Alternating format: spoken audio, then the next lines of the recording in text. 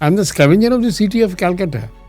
আমি ঝাড়ুদার। আমার কিন্তু দুজন মা, নিজের গর্ভধারিণী মা আর হচ্ছে প্রকৃতি মাতা। এই পরিবেশের নিয়ে লড়াই করতে গিয়ে আমি কিন্তু 15টা ক্রিমিনাল কেস ফেস করেছি, 2টো অ্যাটেম্প টু মার্ডার। আমি কিন্তু রাস্তায় নেমে লড়াই করেছি, জেল খেটেছি, মার খেয়েছি, কেস খেয়েছি। আমি তো মানে লয়ার নই, কিন্তু আমি আইন পাস করিনি। আমি 150টার মতো মামলা করেছি সুপ্রিম কোর্টে। বইমেলাতে তো ব্যবসায়ী 4-5টা লোক মিলে করে। যে এসপি আমাকে হাওড়াতে মেরেছিল, ফলস কেস দিয়েছিল, সেই হাইকোর্টের আঙিনায় আমাকে জোরাত করে বলছে সরু আমাকে আমাকে নিষ্কৃতি দিয়েছে।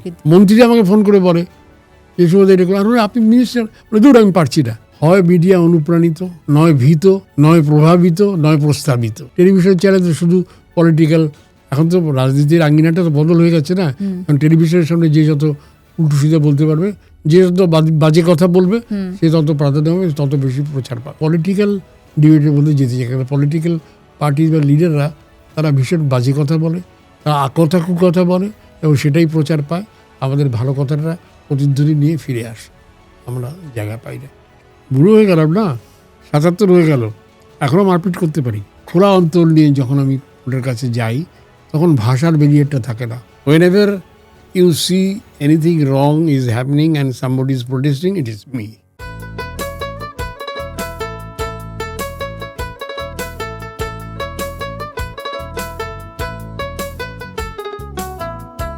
খোলা মনের আজকের পর্বে আপনাদের সকলকে আমি স্বাগত জানাই। আজকে এমন একটা বিষয় নিয়ে কথা বলবো, যে বিষয়টা আমাদের বেঁচে থাকার জন্য খুব গুরুত্বপূর্ণ, কিন্তু আমরা ওই বিষয়টাকে ভীষণ ইগনোর করি। সেটা হলো পরিবেশ। আমাদের আশপাশের পরিবেশটা খুব তাড়াতাড়ি পাল্টে যাচ্ছে। সেটাকে সুরক্ষিত করার জন্য আমরা ভাবি না। আমরা নিজের অজান্তেই বরং আমাদের কাজের মাধ্যমে সেই পরিবেশটাকে দূষিত করে ফেলি। কিন্তু কিছু মানুষ আছেন যারা নিঃস্বার্থভাবে দীর্ঘদিন ধরে এই পরিবেশকে রক্ষা করার জন্য অক্লান্ত পরিশ্রম করে যাচ্ছেন, কাজ করে যাচ্ছেন। আজকে আমি খুব কৃতজ্ঞ, খুব লাকি, খুব খুশি আমার সঙ্গে যিনি অতিথি হিসেবে রয়েছেন। তার পরিচয় আলাদা করে দেওয়ার দরকার নেই। তিনি যা কাজ করছেন গত প্রায় 50 বছর ধরে, ভারতবাসীরা আমরা সবাই জানি, আর কলকাতাবাসীরা তো জানেনই। আজকে আমার সঙ্গে খোলা মনের অতিথি হিসেবে রয়েছেন সুভাষ দত্ত। নমস্কার। খোলা মনে খোলাখুলি কথা বলা যাবে তো? হ্যাঁ, এই জন্যই তো এটা করা। খোলা মনের কথা বলা তো তাহলে তো ভীষণ রিস্ক ব্যাপার। বাকি হলো আমি এখন এই মুহূর্তে কলকাতা থেকে অনেক দূরে আছি, সেফ, আর সত্যি সত্যি খোলা মনে কথা বলতে পারবো। তুমি এখানে মুম্বাইতে এসছো, এই সুযোগটা পেয়েই তো আমি আজকে তোমার সাথে কথা বলতে আমার মেয়ে, হ্যাঁ, তোমার মেয়ে সায়নী দত্ত অভিনেত্রী, সে আমার বন্ধু, সেই সুবাদেই তোমার সাথে আলাপ, এবং সেই জন্যে আজকে তোমার সাথে আমি কথা বলতে পারছি। তোমার বাকি জীবন নিয়ে তো কথা বলবো, অনেকে জানে, মিডিয়া তো অনেক কিছু রয়েছে, কিন্তু আমার খুব আগ্রহ জানার, তোমার জন্ম তো বাংলাদেশে, বাংলাদেশ থেকে ভারতে কবে এলে? শুনেছি মার মুখে। আমি 49-এ জন্মেছি, একটু কয়েক মাস সেদিক ওদিক আছে, রিয়েল এজ আর সার্টিফিকেট এজে। 49-এ জন্মে 50-তে আমরা ইন্ডিয়াতে এসেছি মায়ের কোলে, রিফিউজি ক্যাম্প হয়ে। মায়ের কাছে গল্প শোনা যে রিফিউজি ক্যাম্পে কয়েকটা দিন থাকতে হয়েছিল। তারপরে আমরা সাঁতরাগাছিতে চলে আসি। আমার জ্যাঠামশাই তখন রেলে কাজ করতেন, হাওড়া। তারপরে ওখান থেকে এক বস্তিতে আমার বেড়ে ওঠা, বস্তিতে জীবনযাপন, ছোটবেলাটা কেটেছে। ছোটবেলাটা কেটেছে। তুমি কোন স্কুলে পড়তে? আমি তো পড়তাম যে স্কুল, সেটা আর বলি না, সেই স্কুলটাই উঠে গেছে। আচ্ছা। স্যার জগদীশ বিদ্যাভর, এটাও কিন্তু পরিবেশের সাথে একটা লিঙ্ক আছে। যিনি গাছের প্রাণ আবিষ্কার করেছেন সেই জগদীশ চন্দ্র বোস, তার নামে স্কুল। এত অভাগা আমি যে লোকে স্কুলের দিনে গর্ব করে, বলে আমি স্কুল, স্কুল, হিন্দু স্কুল, হ্যাঁ, কলেজ দিয়ে। কিন্তু আমি এমন স্কুলে পড়েছি যে স্কুলটাই উঠে গেছে। সুতরাং তাই স্টুডেন্টের কী অবস্থা হবে বুঝতেই পারছো। বাট স্কুলটা উঠে গেল, ওই স্কুলটা যার নামে ছিল, তার যে তুমি যেটা আবিষ্কার করেছিলে, না, সেটা কি জানো তো, এটি ইজ এ ডেস্টিনি। আমি কিছুই করি না, যা কিছু হয় কেউ একটা করায়, মানে এমন সব, তুমি যে পরিবেশের কথা বলছিলে, পরিবেশ তো এখন পরবেশ হয়ে গেছে। এটা খুব একটা আলোচনা, বেশ সবাই দেখবে যে তুমি ওয়ার্ল্ড কনফারেন্সে, আমি তো মানে বিদেশেও গেছি, আমাকে ডেকে নিয়ে গেছে ইউরোপিয়ান গ্রিন পার্টিরা। আমি দেখেছি পরিবেশটা কিন্তু উদযাপন করার, মানে ওটা একটা আর কি, কথা বলা, হ্যাঁ, বিভিন্ন রকম প্রস্তাব দেওয়া যে পরিবেশে এই ক্ষতি হচ্ছে, কিন্তু আমি কতটা করছি, মাই কার্বন ফুটপ্রিন্ট, আমি কিন্তু, কেউ বিশ্বাস করবে না, তুমি এখনই ফোন করে তোমার বন্ধুকে জিজ্ঞেস করতে পারো।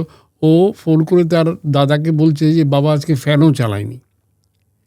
আমি আমার বেডরুমে 17 বছর আমি এয়ার কন্ডিশন চালাইনি, এবং আমি ফ্যানও অর্ধেক দিন চালাই না, চালালেও খুব অল্প স্পিডে চালাই। মানে কি, কেন? ওয়েস্ট বেঙ্গলে 97% বিদ্যুৎ আসে কয়লা পুড়িয়ে। তো আমি 1 ইউনিট যে বিদ্যুৎ আমি ব্যবহার করব, তাতে 1.3 কেজিস অফ কার্বন এমিশন হয়। তা আমি যে ঠান্ডা ঘরে বসে বক্তৃতা দেবো, পরিবেশের জন্য কথা বলবো, কিন্তু আমার জন্য পরিবেশে কতটা ক্ষতি। আমার কিন্তু দুজন মা, নিজের গর্ভধারিণী মা, আর একটা হচ্ছে প্রকৃতি মাতা। আমি সকালে উঠে বৃক্ষকে প্রণাম করি, গাছকে জড়িয়ে ধরি, তাকে চুমু খাই, তার ওই নিম গাছ, তুলসী গাছ, তার ঘ্রাণ নিই। সুতরাং গাছ আমার প্রাণ।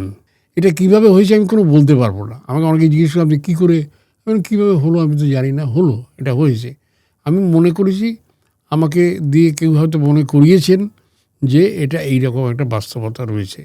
সুতরাং এটা নিয়ে আরেকটা জিনিস হলো, এটা অনেকেই জানে না, এই পরিবেশের নিয়ে লড়াই করতে গিয়ে আমি কিন্তু 15টা ক্রিমিনাল কেস ফেস করেছি। 2টো অ্যাটেম্প টু মার্ডার,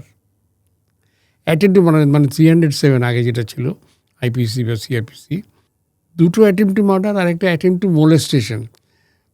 গঙ্গার ওপরে একটা মাঝের চর বলে একটা জায়গা ছিল, সেখান থেকে আজ থেকে 25-26 বছর আগে একটি ছেলে আমাকে ফোন করলো ল্যান্ডলাইনে, তখন তো মোবাইল ছিল না, বললো যে এখানে 1000 গাছ কেটে নিয়েছে মাঝের চরে। তাই, কিন্তু ওই ছেলেটি যখন আমার সাথে কথা বলছে, ওর গলার স্বর শুনে আমার যেন মনে হলো যে ওর একটা আবেগ আছে, এবং খুব, এই তোমার যেমন নামটা যেমন খোলা মনে, ও বোধহয় খোলা মনেই আমার সাথে কথা বলছে, কোনো ডিপ্লোমেসি নিয়ে নয়। আমি পৌঁছে গেলাম, ছবি তুললাম, নৌকো করে গেলাম মাঝের চরে, মাঝের চর, চর মানে আইল্যান্ড, মাঝের চর। সেটা নিয়ে হাইকোর্টে মামলা করলাম, জিতলাম। হাইকোর্ট বললো যে ওখানে গাছ লাগাও, এবং এই যে গাছের এই যে ক্ষতি হয়েছে কত, সেটা অ্যাসেস করো। করলো না। আমি নিজে গেলাম গাছ লাগাতে, আমাকে তাড়া করলো, তীর ধনুক ইট পাটকেল মেরে আমাদের মাঝের চরে পৌঁছাতে দিল না, আমরা পালিয়ে চলে এলাম, নৌকো উল্টে গেল। আমি তার 4-5 বছর বাদে হঠাৎ একটা নোটিশ পেলাম যে তোমারও এগেনস্টে একটা ওয়ারেন্ট হয়েছে। কিসের ওয়ারেন্ট? যে তখন ওই যে গুপ্তিপাড়াতে যে পৌর প্রধানা ছিলেন, প্রধানা মানে মহিলা, তিনি একটা কমপ্লেন্ট করেছেন আমার নামে যে আমি তাকে অসম্মান করেছি, তার শ্লীলতাহানির চেষ্টা করেছি, অ্যাটেম্প টু মোলেস্টেশন।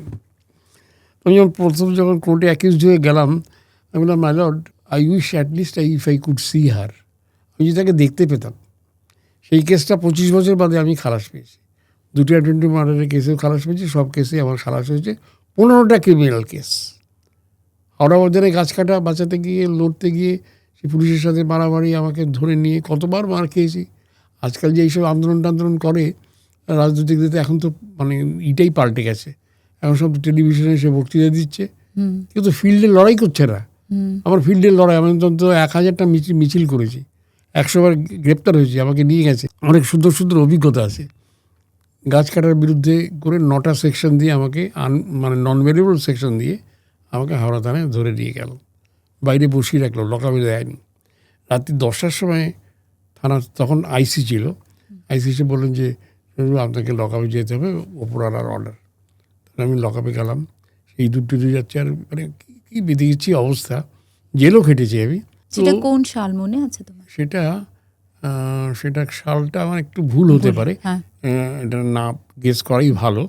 বছর 30 আগে, তাহলে 25 থেকে 30 বছর। আচ্ছা, আগে। তো শুয়ে আছি, শীতকাল, চাদর টাদর নিয়ে নিল, একটা আমার একটা সেবি ক্রিস্টিস ছিল, নিয়ে শুয়ে রয়েছি বেজেতে, ইঁদুর যাচ্ছে পায়ের উপর। হঠাৎ 4:30 নাগাদ, সব মানে ভোর রাত্রি, তখন শীতকালে 4:30 মানে তো অন্ধকার থাকে, দেখি চাদর গায়ে লুঙ্গি পরে একজন ওই লকআপের চেনটাকে তালাটাকে আওয়াজ করছে। দেখি বুঝতে পারিনি আইসি নিজে এসছেন লকআপে তোমার সাথে দেখা করতে। আমার সাথে দেখা করতে বলেছে, দেখুন শুরু আপনি তো এই বাথরুম তো ব্যবহার করতে পারবেন না, ইট ইজ ওপেন ডেফিকেশন, সবাই সবার সামনেই করছে, তো আপনি আমার এখানে আরে আপনাকে যে ওপরওয়ালা আমাকে লকআপে রাখতে বলছে তাতে আপনার চাকরি চলে যাবে। বলে না, এই সময় কেউ নেই, সবাই আমারই লোক, আপনি আসুন আমার বাথরুমটা ব্যবহার করবেন বলে ওই সেম স্ট্রেচেই ওর বাথরুমে আমাকে নিয়ে গেলেন। তারপরে আমি যখন মুখ টুক ধুয়ে বেরোচ্ছি, উনি এক কাপ চা করে 2টো বিস্কুট দিয়ে টেবিলের মধ্যে রেখেছেন। সুভাষবাবু, আমি নিজে হাতেই চাটা করেছি, আপনাকে আপনি যদি না খান তাহলে কিন্তু আমি খুব ব্যথিত হব, দুঃখ পাবো। আইসি নিজে বলছেন। আমি চা খেলাম, 2টো বিস্কুট খেলাম, খেয়ে আবার আমি লকআপে গেলাম।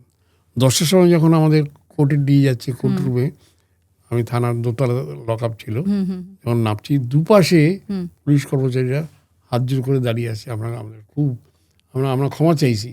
তো এই ধরনের জিনিসগুলো ঘটেছে এবং আমাকে খুব উৎসাহ দিয়েছে। আমি যে শুধু যে খারাপ কিছু পেয়েছি তা না, নিন্দামন্দ পেয়েছি অনেক, কিন্তু অনেক মানুষের ভালোবাসা পেয়েছি, শ্রদ্ধা পেয়েছি, এবং এখনও যারা পলিটিক্যাল পার্সোনালিটি, আমি কিন্তু কোনো রাজনৈতিক দল করি না, ফার্মলি বলি। তার কারণ হচ্ছে যে রাজনীতিতে গেলেই কী হবে, যে কারো পক্ষে বলতে হবে, কারো বিপক্ষে বলতে হবে, মানুষের কথা। কারণ আমি তো বলি যে পলিটিক্যাল পার্টি হচ্ছে for the people, by the people, of the people, OFF, not of the people. আমি for the people, by the people and of the people, OF, not OFF। শুধু আমি OF থেকে OFF হতে চাইনি, political পার্টিতে যাইনি, কখনো যাইনি। সেই জন্য অনেক জায়গাতেই আমাকে তো মিডিয়া খুব সাপোর্ট দিয়েছে।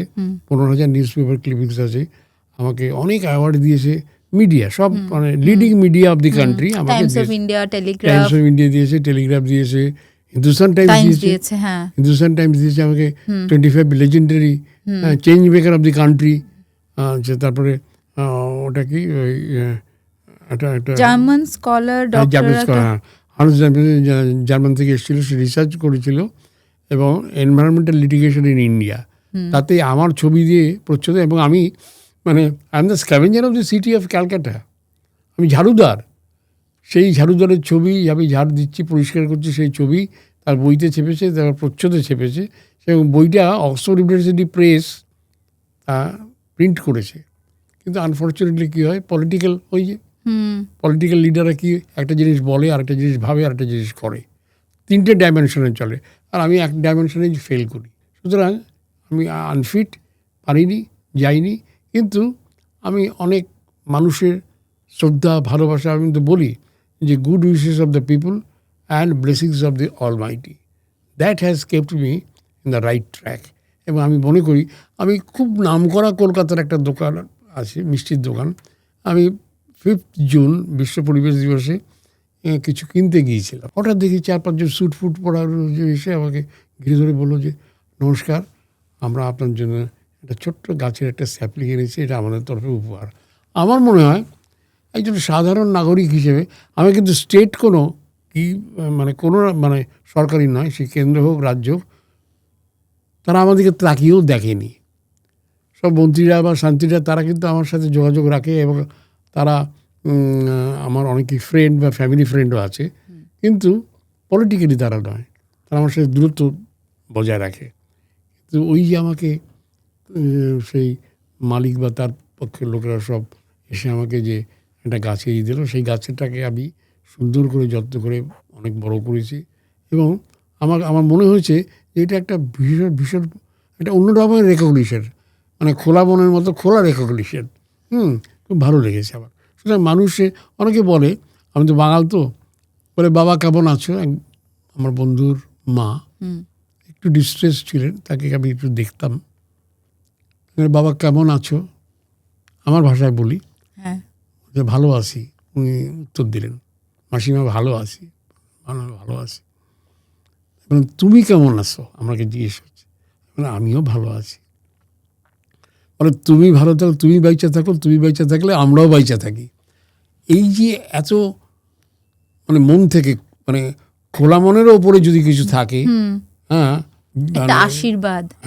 এই আশীর্বাদটা আমার আছে বলে আমাকে 400-500 পুলিশ নিয়ে এসে মারবে বলে কীভাবে ডাইভার্টেড হয়ে গিয়ে ভগবান মারতে দেয়নি আমাকে। মার খেয়েছি আমি, আবার কোমর ভেঙেছে, হাঁটু ভেঙেছে, মাথাতে চোট পেয়েছি, কিন্তু সেইভাবে আমাকে কখনো হেনস্থা হতে হয়নি। আমাকে কোনো একটা অদৃশ্য হাত আমার দিকে এগিয়ে এসেছে সবসময়। এখনও সকালে গায়ে রোদ লাগাই প্রায় 1.5-2 ঘন্টা, প্রকৃতির বাতাসটা নিই। প্রকৃতি মাতার যে আশীর্বাদ, সেই আশীর্বাদ আমার তো রাত্রে ফ্যানও চালাতে হয় না। যখন খুব আস্তে আস্তে হাওয়া হয় আমি বলি মা হাত পাখা দিয়ে হাওয়া করছে, যখন খুব জোরে হাওয়া আসে তখন প্রকৃতির মাতা। দুটো মা বলেছিলাম। সত্যি এগুলো কিন্তু আমি বাস্তবে মানে তুমি ক্রস ভেরিফিকেশন করতে পারো। আমি এখানেই বসে আছি, হ্যাঁ, আমার পরিবারকে, আমার ছেলেকে বা আমার মেয়েকে বা আমার মিসেসকে, সে আমাকে ভীষণ মানে আমার মতো একটা পাগলা লোক, হাফ পাগলা নয় ফুল পাগলা, তো তার সাথে অ্যাডজাস্ট করে থাকা এটা। এবং আমাকে একটা খুব জনপ্রিয় চ্যানেল কলকাতায়, সবচেয়ে জনপ্রিয় চ্যানেল, তার যে মানে মেইন যে অ্যাঙ্কার, সে বলছে বৌদিকে তো নোবেল প্রাইজ দেওয়া উচিত। বলে আপনার মতো লোকের সাথে অ্যাডজাস্ট করে আছে। আমি বলি হ্যাঁ, আমি এটা মানছি। এটা ওপেনলি বলেছিল।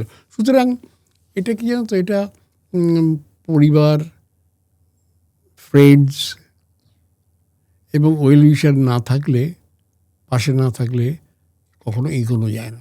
আমি এগোতে পেরেছি, ওপরে খুব একটা যেতে পারি। আমি যখন কোর্টে সওয়াল করি, আমি তো মানে লয়ার নই, কিন্তু আমি আইন পাশ করিনি। আমি 150টার মতো মামলা করেছি সুপ্রিম কোর্টে, হাইকোর্টে, কলকাতা হাইকোর্টে এবং জাতীয় পরিবেশ আদালতে। সুপ্রিম কোর্টে আমার মামলার ভিত্তিতেই, এটা আমি করিনি, এটা আমি বলতে গেলে হয়তো বলবো যে অহংভাগ দেখাচ্ছি। আমি মামলা করলাম চিফ জাস্টিসের কোর্টে। তিনি বলে no no no, you go to Calcutta. আমি বলি your lordship better send me to Tihar jail. তুমি আমাকে তিয়ার জেলে পাঠাও, কিন্তু ক্যালকাটায় পাঠিয়ে। মানে no no no mister Dutta, you are giving you sufficient cushion. একটা সেপারেট বেঞ্চ হবে, তোমার ম্যাটার শুনবে, এবং সব পরিবেশ। এবং ভারতবর্ষের যে কোনো হাইকোর্টে এনভায়রনমেন্টাল বেঞ্চ, যেটাকে বলে গ্রিন বেঞ্চ, হ্যাঁ, সেইটা প্রথম হয় কলকাতা হাইকোর্টে। এবং ভগবান ওই আমার মামলার ভিত্তিতেই করেছিলেন। এবং সেটা তোমার জন্যই হয়। আমার জন্য বলবো না, আমার মামলার ভিত্তিতে। আমি কিন্তু যে মামলা করি, আমি পাবলিক ইন্টারেস্ট করি। Public interest litigations are based on facts, PIL, যেটা আমরা শর্ট ফর্ম পিআইএল বলি, পাবলিক ইন্টারেস্ট লিটিগেশন। আমার সবগুলোই পিআইএল। একটা পার্সোনাল, আজকাল কি হচ্ছে, political interest litigation, publicity interest litigation, পয়সা ইন্টারেস্টেড লিটিগেশন, এগুলো হচ্ছে। কিন্তু পিওর পাবলিক ইন্টারেস্ট লিটিগেশন হারিয়ে গেছে। সেই ওই ধ্বজাটা আমি ধরে রাখতে পেরেছি, ভগবান আমার হাত দিয়ে এটাকে ধরিয়ে রেখেছে। আমি করেছি বলে আমি কখনো বলি না। এটা বললে পরে নিজের সম্পর্কে একটু অহংকার করা হয়, আমি সেই অহংকার করতে রাজি। তুমি তো করেছো, তুমি পথ দেখাচ্ছ। চেষ্টা করেছি। আমি কোর্টে বলি, my lord, here all others are first class first, but I am the last class. আমি বাংলা মিডিয়ামে ইংরেজিতে ফেল করা ছাত্র। ওই যে স্কুল, প্রাইমারি স্কুলটা উঠে গেছে, সেটা তো তাই নয়। আমি যে স্কুলে পড়েছি সেই স্কুলটা বাংলা মিডিয়াম থেকে হিন্দি মিডিয়াম হয়ে যাচ্ছে, শুনেছি আমি। সুতরাং আমার পড়াশোনার, তারপরে রিফিউজি ক্যাম্প হয়ে আসা, বস্তিতে মানুষ হওয়া। সার্ভিস পিপি জানো? সার্ভিস পিপি কেউ জানো না? আমি জানি না। সার্ভিস পিপি মানে হচ্ছে যে রোজকার, মানে আমরা যখন বাথরুমে যাই, আমরা যে ডেফিকেট করি, সেই ডেফিকেশনটা যখন চেম্বারে চলে যায় বা সোয়ারেজ ইসেতে যায়, এটা হচ্ছে রোজকার ওই গামলাতে রাখা হয় এবং বাইরে থেকে এসে দাঙ্গরা ওইটা নিয়ে যায়, নিয়ে মাথায় করে নিয়ে যেত। সেইটা দেখে ওই যে একটা প্রতিবাদী মন আমার তৈরি হয়েছে। সো আমি বলি তো, এবং আমি অনেক খ্রিশ্চান মানে মিশনারি স্কুল টুলিতে আমাকে ডাকে, বলতে হয়। অক্সফোর্ডেও আমাকে ডেকেছিল, অক্সফোর্ড ইউনিভার্সিটিতে। আমি বলি আমি Protestant, not by religion but by practice. এই যে আমার চাইল্ডহুড মিজারি, মানে আমার অল্প বয়সে আমি যে দারিদ্র্য দেখেছি, আমি যে কষ্ট দেখেছি, ওই যে হিউম্যান সাফারিংস মাথায় করে নিয়ে যাচ্ছে, সেইটা দেখে আমি কিন্তু ওদের নিয়ে মামলাও করেছি। আচ্ছা। সুতরাং ওই 150 মামলার মধ্যে কিন্তু আমার এটাও আছে। এবং অনেক সময় এটা আবার একটু অহংকার হয়ে যাবে, কিন্তু আমি ভাবি মাঝে মাঝে, একটা কোম্পানি বিজ্ঞাপন দিত, একটা রঙের কোম্পানি, নামটা বলছি না কেন, তাদের হয়ে প্রচার করাটা তো আমার উদ্দেশ্য নয়। সে লিখেছিল, whenever you see colour think of us. মানে যেখানে কোনো দেখবে রং, ভালো রং, আমাদের কথা ভাববে, আমরাই করেছি। আমি বলি হোয়েন এভার ইউ সি, আমি কিন্তু বেসিক্যালি কিন্তু এনভায়রনমেন্টাল ফিল্ডে সে পড়ে। আমি সোশ্যাল অ্যাক্টিভিস্ট। হ্যাঁ, Whenever you see anything wrong is happening and somebody is protesting, it is me. It is me. আমাকে বলতো হল্লা বল পার্টি, হল্লা বল করতাম। কত মিটিং মিছিল করেছি। এখনকার যে এগুলো হয় পুলিশ মানে পলিটিক্যাল পার্টিগুলো যে করে না, এগুলো বেশিরভাগই দেখবে ওই ধাক্কাধাক্কি করে, ঠেলাঠেলি করে, কিন্তু কেউ অ্যাকশানে যায় না। এবং এই যে এত টেলিভিশন চ্যানেলে সবাই এসে বলে এটা করা উচিত, এটা এখানে এটা হয়নি, ওটা হয়নি, কিন্তু তারা নিজেরাকেই পার্টিসিপেট করেছেন, করেননি। আমি কিন্তু রাস্তায় নেমে লড়াই করেছি, জেল খেটেছি, বান খেয়েছি, কেস খেয়েছি। এবং সেই লড়াইটা আমার মনে আছে, আমি ডিএম বাংলাদেশ আছি, কি একটা মিটিং ছিল, আমাকে একটা লোক বললো যে দেখুন এখানে গাছ ছাড়ছে। মানে গা করলাম না। একটা বাচ্চা ছেলে এসে আমার কাছে বলে, কাকু আপনি দেখবেন না? হ্যাঁ, সত্যি তো অনেক গাছ আছে। তখন বাচ্চাটা আমাকে বলছে বলে আমি সেই গাছের ডালপালা নিয়ে গিয়ে ডিএম বাংলার সামনে ওগুলো ছড়িয়ে বসে পড়লাম। অ্যাডিশনাল ফি তখন কোথাও যাচ্ছিল না। কে হোয়াট হ্যাজ হ্যাপেন? এখন দেখো এরকম বলে, সে আমাকে বললো no you can't do that. আমি বললাম okay, I can't do that, but you have to see that who has done this wrong thing. Yes, I'm doing something wrong here, but it is just to highlight that wrong activities, that butchering the tree. শুনুন, আমাকে ধরে নিয়ে থানাতে নিয়ে গেল এবং আমাকে lift করে নিল। আমি তো মানে বসেছিলে গাছের তলায়? না, মানে ডিএম বাংলার সামনে। আচ্ছা, ডিএম এর বাংলোর সামনে বসেছিলাম। নিয়ে গেল, আমার সাথে আরো 2-3 4 ছিল, নিয়ে গিয়ে আমাকে হাওড়া থানায় নিল। আমি হাওড়া থানার সিঁড়িতে শুয়ে পড়লাম ওখানে। আমার সাথে যে তারাও শুয়ে পড়লো। আধ ঘন্টার মধ্যে লোকজন চলে এসো, তারাও শুয়ে পড়লো। সারাদিন শুয়ে রইলাম। বিকেলবেলা এডিএম এ আসলেন, অ্যাডিশনাল ডিস্ট্রিক্ট ম্যাজিস্ট্রেট। তিনি পরে আরও অনেক উঁচু পদে গিয়েছিলেন। এসে বলে, আমি এসছি, আপনি আসুন, আপনি এখানে বসুন। উনি একটা টুল নিয়ে বসলেন, আমি মেঝেতে বসে আলোচনা করলাম। এবং আমি দেখেছি তারা কিন্তু আমাকে ভীষণভাবে সম্মান করেন। এবং আমি যে কথাগুলো বলেছি, তারা তো সরকারি পদাধিকারী চাকরি করেন, খোরাখুরি তেমন কথা বলতে পারে, কিন্তু তারা আমার বক্তব্যর প্রেক্ষিতে যেগুলো খারাপ ছিল, ভুল ছিল, তারা রেকটিফাই করার চেষ্টা করেছেন। এটা আমার ব্লেসিংস অফ গড পেয়েছি, শুভেচ্ছা পেয়েছি। এবং আমি সাফল্য বলবো না, মানুষের তো। আর তারপরে কী জানতো, এটা জীবনের যুদ্ধে তো কী হয়েছে, হাওড়া ময়দান বাঁচাতে গিয়ে কেস খেয়েছি। হাওড়া ময়দান বাঁচানো, হাওড়া ময়দান হাওড়াবাসীকে ফিরিয়ে দাও, এই ডাকে ময়দানে মার্চ করলাম। আমাকে মেরে ধরে দিয়ে চলে গেল। হাওড়ার লোকেরাই মারছিল না, পুলিশ। আচ্ছা, পুলিশ অ্যাডমিনিস্ট্রেশন, পুলিশ। হাওড়ার লোকেরা মারবে না আমাকে। তুমি যখন শুরু করেছিলে 1977 প্রথম শুয়ে পড়া রাখা। আর এখন তোমার 77, তুমি বলছিলে এখন 77। তো যখন শুরু করেছিলে তখন তুমি আশেপাশে তোমার কোনো হেল্পিং হ্যান্ড পেয়েছিলে না? তুমি একাই নেমে পড়েছিলে? না, আমি একাই নেমেছি, কিন্তু আমাকে দেখে কিন্তু অনেক মানুষ এগিয়ে এসছে, অনেক ছেলে মেয়ে এগিয়ে এসছে। আমার মিছিলে তাও 1000-1500 লোক হয়ে যেত, পারতাম, উইদাউট এনি পলিটিক্যাল ব্যাকিং করেছি আমি, সুতরাং করতে পেরেছি। It was the desire of God that something should happen. অনেক মানুষ পার্টিসিপেট করেছে। তো তোমার প্রথম জার্নিটা হাওড়ার গাছ লাগানো দিয়ে শুরু হয়েছিল? হাওড়ার গাছ লাগানো নয় শুধু, হাওড়ার ওই যে হাওড়া মিউনিসিপ্যালিটিতে, তখন তো মিউনিসিপ্যালিটি ছিল, স্ট্রাইক হতো পুজোর আগে, হরিজন ধর্মঘট। আচ্ছা, সেইটার বিরুদ্ধে প্রতিবাদ করতে গিয়ে রাস্তায় শুয়ে পড়লাম সেপ্টেম্বর মাঝামাঝি, পুজোর আগে। পিঠে এত গরম লাগছে, ওই পিচের গরম, রাস্তার রোদে, হ্যাঁ, পিঠে এত গরম লাগছে। আমরা ভাবছি পুলিশ এসে তুলে নেবে, আমাদের অ্যারেস্ট করবে। পুলিশ আসে না, হচ্ছে কখন পুলিশ আসবে, কখন পুলিশ। তো সেই যে রাস্তায় শুয়ে পড়ে আন্দোলনটা শুরু করেছিলাম 1977 সালে।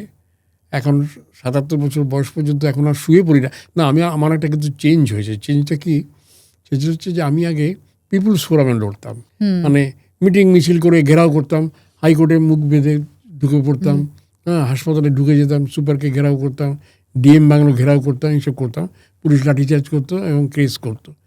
কেসগুলো সামলাতে গিয়ে আমাদের অনেক হয়রানি হতে হতো। তাতে মূল ফোকাসটা সরে যেত।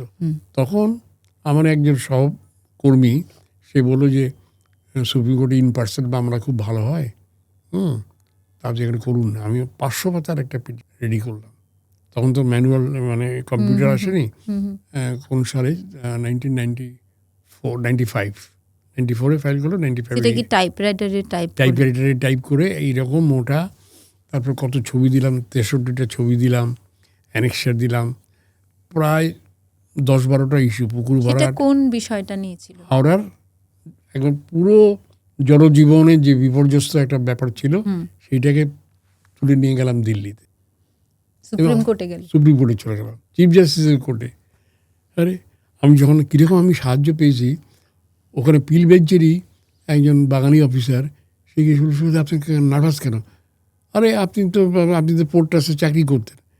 কুলদীপ সিং তখন chief justice, Kuldeep Singh Bombay port ট্রাস্টটা কী ছিল? আপনি ভাবেন আপনি একজন কলিগের সাথে কথা বলছেন, আমাকে কি ইম্পেটাস দিয়েছে, আপনি যান কিচ্ছু না, আপনি খুব ভালো বলেন। আমি চলে গেলাম ওই তোমার এই সাথে গালুডি বলে একটা জায়গা আছে, ঘাটশিলার। তো আমি ওখানে গিয়ে একটা নার্সারিতে 7 দিন ছিলাম। টেপ রেকর্ডার নিয়ে গেলাম, ফাইল নিয়ে গেলাম, বলতাম, টেপ করতাম, তারপরে শুনতাম, কারেকশন করতাম, আবার টেপ করে। বাংলা মিডিয়ামের ইংরেজিতে ফেল করার লোক সুপ্রিম কোর্টে পৌঁছে গেছে, তার তো পা কাঁপবেই। ওই এসকে দে, সে বলছে আপনি নার্ভাস হচ্ছেন কেন? নার্ভাস হবো না, বলো তো, আমি তো ভালো করে বলতেই পারি না, এখনও আমার কথা বলার ছন্দটা তেমন থাকে না মাঝে মাঝে। তো তার মধ্যে আবার ইংরেজি, আর ওইরকম একটা অচেনা পরিবেশ। কিন্তু এখন I got a good audience. যখন আমি সওয়াল করি অনেকেই শোনেন। তোমার এটা শুনতে আসেন সুপ্রিম কোর্টে? হাইকোর্টে এখন তো সুপ্রিম কোর্টে যাই কম, কেন ভীষণ এক্সপেন্সিভ হয়ে গেছে। হাইকোর্টে করি, কলকাতা হাইকোর্টে করি, আর জাতীয় পরিবেশ আদালতে করি। আমার অপোনেন্ট যারা, তারা বলে দাদা একটু বুঝিয়ে দেবেন কি ব্যাপারটা কি বলে, এবং আমি বুঝিয়ে দিই। আমি বলি দেখো, এখানে তো আমার হার জিতের কোনো ব্যাপার নেই, আমার কিছু পাওয়ারও নেই, আমার কিছু লুজ করারও নেই। It's cause of the people, মানুষের কথা, মানুষের অসুবিধা, এবং ইংরেজিতে ওটা বলি আমি, এটা plight of the people is placed before the temple of justice. মানুষের দুঃখ কষ্টের কথা আমি টেম্পল অফ জাস্টিস, মানে কি টেম্পল মানে মন্দির, হ্যাঁ, বিচারের মন্দিরে আমি সাধারণ মানুষের দুঃখ কষ্টের কথা বলতে এসেছি। ভগবান সহায় হন। এবং আমাকে আদালত খুব বিশ্বাস করে। এটা আমার একটা সেই মিষ্টির দোকানে যে গাছ পাওয়ার মতো হঠাৎ করে, এবং তারা আমার কাছে দাম নিচ্ছিল না। তো আমার মনে হয় এর থেকে বড় কমপ্লিমেন্ট মানুষের যে আমাকে আমার অনেক কিছু বলার আছে, কিন্তু ওগুলো না আমি এই করেছি, ওই করেছি, আমাকে এই করেছি, ওগুলো কিচ্ছু নয়। সাধারণ মানুষের কাছে আমি কতটুকু অ্যাপ্রিসিয়েশন পেয়েছি, সেটাই বড় কথা। আমি এরকম বছর 30 আগে ট্যাক্সিতে উঠেছি, ট্যাক্সিতে যাচ্ছি আমি, আমার সাথে একজন, সামনে একজন তখন শাটেলে উঠতো, 2জন করে নিত। সেই লোকটা দেখি শাটেলতে বারবার পেছনে আমাকে দেখেছে। তাকে বলছি আচ্ছা আপনি হাওড়ায় থাকেন? বললাম এখান থেকে তো উঠলাম। বলে আচ্ছা আপনি সেদিন ওখানে সুভাষ দত্ত বক্তৃতা দিচ্ছিল, আপনি ওখানে ছিলেন? আমি বলছি আমি তো সুভাষ দত্ত। বলে ও আচ্ছা আপনি Subhash Dutta, I am very sorry. বলুন, এটাই আমার একটা বড় পাওনা, বড় আশীর্বাদ। তোমার না, আমি যখন তোমায় চিনতাম না বা সায়নীকে চিনতাম না, তখন আমি কলকাতায় আগরতলা থেকে আসার পর একদিন এমনি বন্ধুদের সঙ্গে নন্দনে আড্ডা দিচ্ছি, এবং কথা হচ্ছিল, জানিস তো বইমেলাটা এখান থেকে সরিয়ে দেওয়া হয়েছে, এইসব বলা হচ্ছিল। কে সরিয়েছে? সুভাষ দত্ত। তো কিছু লোক এটাকে খুব অ্যাপ্রিসিয়েট করছে, আর কিছু লোক একটু দুঃখ পেয়েছে। এটা নিয়ে ভীষণ বিতর্ক হয়েছিল। বুদ্ধদেব ভট্টাচার্য ছিলেন চিফ মিনিস্টার, তো বইমেলা সরানো হলো। বইমেলাটা হতো ময়দানে, আগে হতো ভিক্টোরিয়া মেমোরিয়ালের পাশে। আচ্ছা, তো ভিক্টোরিয়া মেমোরিয়ালের পাশে হতো, ওখানে ভীষণ দূষণ। আমি মামলা করলাম, কোর্ট একটা কমিটি অ্যাপয়েন্ট করলো, গভর্নমেন্টের লোক দিয়ে, তারা বললো যে হ্যাঁ এখানে দূষণ হচ্ছে। তখন কোর্ট বললো, গভর্নমেন্ট বললো যে আমরা একটা নতুন জায়গা দেখছি, মিলন মেলা যেটা হয়েছে সায়েন্স সিটির ওখানে, কিন্তু আমাদের 3 বছর টাইম দাও। আচ্ছা, 3 বছর এখানেই করতে দাও, 3 বছর করতে দাও, তারপর যায় না। আমি আবার মামলা করলাম। সেই সময় আমি কিন্তু বইমেলা সম্পর্কে কোনো বন্ধ করিনি। আমি ওখানে অন্য ম্যাটারে অন্য বিষয়গুলোতে আমি অনেক সওয়াল করি, অনেক কিছু বলি, অনেক অডিয়েন্স থাকে, অনেক পক্ষে থাকে, বিপক্ষে থাকে। ওখানে আমি একটা পোস্টম্যানের কাজ করেছি। কী করেছিলাম, টেলিগ্রাফের একটি যে সাংবাদিক জয়ন্ত বসু নাম, তিনি একটা কাগজ পাইরেসি করে বার করেছিলেন। পলিউশন কন্ট্রোল বোর্ডের একটা ইন্টারনাল রিপোর্ট, তারা বলছে যে বইমেলাতে এত মানুষ আসে, এত ফুটফল হয় এবং এত ধুলোর ওখানে আস্তরণ পড়ে যে সেফ লিমিটের থেকে 17 গুণ বেশি দূষণ হয় বাতাসের। এই কাগজটা, রিপোর্টটা আমি কোর্টের কাছে প্লেস করেছিলাম। আচ্ছা, আর কিচ্ছু করিনি। তখন কোর্ট বলল, হ্যাঁ তাই তো, এটা তো ইজ ইট ট্রু। তোমরা অস্বীকার করতে পারো না যে হ্যাঁ এটা ঠিক, এই রিপোর্টটা ঠিক আছে। তখন কোর্ট বললো যে আইদার তুমি এটাকে রিলোকেট করো, মানে অন্য জায়গায় বইমেলা সরাও, আর না হলে পরে তুমি টাইম শিডিউলটা চেঞ্জ করো। এটা ফেব্রুয়ারি মাস, জানুয়ারি রেইন থেকে ফেব্রুয়ারি, এই সময় হবে না, এই সময় বাতাস ভীষণ ভারী থাকে, তুমি বর্ষাতে করো, জুলাই আগস্টে করো। না আমাদের আমরা পারবো না। তখন বলো তাহলে বন্ধ করো। আচ্ছা, তখন কোর্ট বললো বন্ধ করো। তারপরে বিকাশ রঞ্জন ভট্টাচার্য, সুনীল গঙ্গোপাধ্যায়, এরা সব প্রতীকী বইমেলা করলেন। আমার তো মুন্ডুপাত করা। তারপরে যখন কোর্ট কগনিজেন্স দিল, তখন তারা ক্ষমা টমা চাইলেন। সুতরাং আমরা যেমন বাড়িতে ঠাকুর ঘরে ঠাকুর পুজো করি, রান্নাঘরে রান্না করি, খাবার ঘরে খাই, শোয়ার ঘরে শুই, তেমনি পলিটিক্যাল পার্টি র্যালির জন্য একটা জায়গা থাকবে, মেলার জন্য একটা জায়গা থাকবে, এবং সেটা কিন্তু যে কোনো সভ্য শহরে হওয়া উচিত। যখন এখন তো মেলা খেলা মেলা খেলা, তো এত মেলা এত যদি হয় এবং তাতে যদি ওরকম, এবং যার টয়লেটেরই ব্যবস্থা থাকে, মানে কলকাতা ময়দানে প্রায় 100-150টা খাটা পায়খানা করা হয় ছিল, সেই ছবি তুলে কোর্টে দেখিয়েছিলাম। আমি ছিলাম নর্থ বেঙ্গল না, গুয়াহাটির থেকে আসলাম, গুয়াহাটি না আগরতলা, ওই শিলচর থেকে আসছি, এসে ফ্লাইটে এসে নেমে ওখান থেকে সোজা চলে গেলাম, ছবি তুললাম, কোর্টে দিলাম।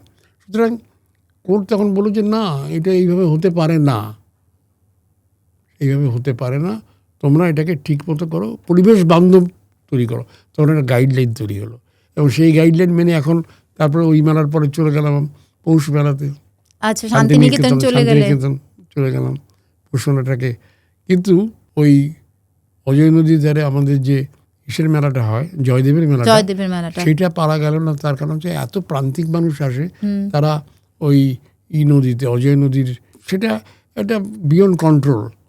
তাই বলছে সবই বাধা দিচ্ছে, সবই করছে, এটা আমি পারিনি। সবাই যে সব কিছু পারবে তা তো নয়, অনেক জায়গায় তো আমি পারিনি। বা কোথাও কিছুটা পেরেছি, কোথাও একদমই পারিনি, কোথাও অনেকটাই পেরেছি, কোথাও পুরোটাই সাকসেস হয়েছে। পৌষ মেলার ওটা আমাকে একটু বলবে, পৌষ মেলাটা কি নিয়ে করেছিলে? পৌষ মেলাটা হলো কি, যখন আমি তো মেলাটাতে যাই না, মেলা মানে মেলে মানে বিশৃঙ্খলা, মানে ইংরেজি কথা মেলে। তো আমি শান্তিনিকেতন গিয়েছিলাম বোধহয় বেড়াতেই, ওরা পৌষ মেলাতে গেল সব, আমার মিসেস আর কে ছিল আমার ঠিক মনে নেই। আমি পরের দিন ভোরবেলাতে উঠে আমি তো মানে হাঁটতে বেরোই, এবং প্রকৃতি মাতার সাথে আমি যে গন্ধ পাই, রাস্তার ধারের গাছের গন্ধ, তো আমি ঘুরতে বইমেলা প্রাঙ্গণে চলে গেলাম। যে দেখি ওখানে নিষিদ্ধ জেনারেটর, ওই জেনারেটর বন্ধ করার মামলাটাও আমিই করেছিলাম। ওই যে কালো ধোঁয়া বেরোয়, এটাকে বলে ব্ল্যাক জেনারেটর চলছে, এবং ওখানে ফসিল ফুয়েল মানে কয়লা কাঠ জ্বালিয়ে ওখানে নুন জ্বলছে যাতে ফায়ার হতে পারে, এয়ার পলিউশন হচ্ছে, ডাস্ট পলিউশন হচ্ছে, এবং প্রচণ্ডভাবে ছড়িয়ে ছিটিয়ে রয়েছে নোংরা আবর্জনা। আর যেহেতু শীতকাল, সবাই আগুন পোড়ানোর জন্য আগুন জ্বালিয়ে ওইগুলো সব রয়ে গেছে।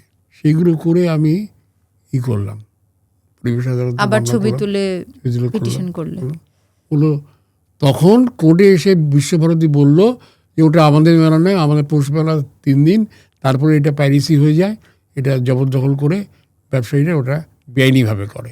আচ্ছা, এই তখন বন্ধ করতে, এবং আমাকে, এবং তখন যিনি অ্যাডভোকেট জেনারেল ছিলেন আর পলিউশন কন্ট্রোল বোর্ডের চেয়ারম্যান ছিলেন বা এখনও আছেন আমাদের ডক্টর কল্যাণ রুদ্র, 3 জনকে আমাদের লাইফ টাইম এটাকে মনিটর করার জন্য একটা কমিটিতে রাখলো, বানানো হয়েছে তোমাদের আদালত। তো তোমরা প্রত্যেক বছর পৌষ মেলাটা হওয়ার আগে যাও, সার্ভে করে এসো, সব দেখাশোনা করে এসো, গাইডলাইন না, গাইডলাইন তো পলিউশন কন্ট্রোল বোর্ড করে দিয়েছে, এবং মানে 10% গাইডলাইন মেনে তো কোনো কিছু করা যায় না পাবলিক অ্যাফেয়ার্সে। আর ওখানে অনেক প্রান্তিক মানুষ আসেন। আমি 1888 সালের সেই তোমার দেবেন্দ্রনাথ ঠাকুরের ট্রাস্ট ডিডে কী ছিল, কীভাবে মেলা হবে, সেটার সাথে কম্পেয়ার করে কোর্টে মামলাতে গিয়েছিলাম। এবং আমাকে ওখানে অনেকেই খুব সাহায্য করেছে, তারা তথ্য দিয়ে। এবং এটা তো ঐতিহাসিক একটা জায়গা না, এটা তো যেমন তেমন নয়।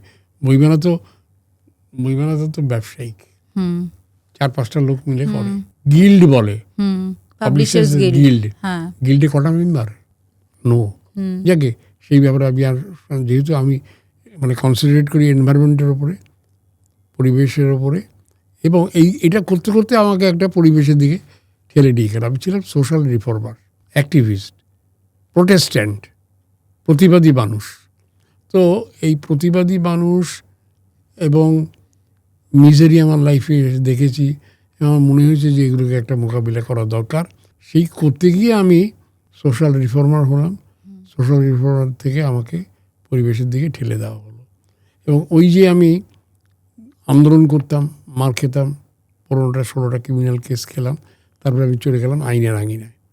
তখন আর আমাকে হাওড়াতে এসপি ছিলেন, পরে পুলিশ কমিশনার হয়েছিলেন, আমাকে বেঁধেছিলেন তখন লাঠিচার্জ করে আমাকে। আমি যখন হাইকোর্টে মামলা করলাম কলকাতা মাদার নিয়ে, উনি এসে জোরাত করে বলছেন, সুভাষবাবু আমি জোরাত করে বলছি যে আপনি মামলা থেকে আমাকে নিষ্কৃতি দিন, আমি আর পারছি না।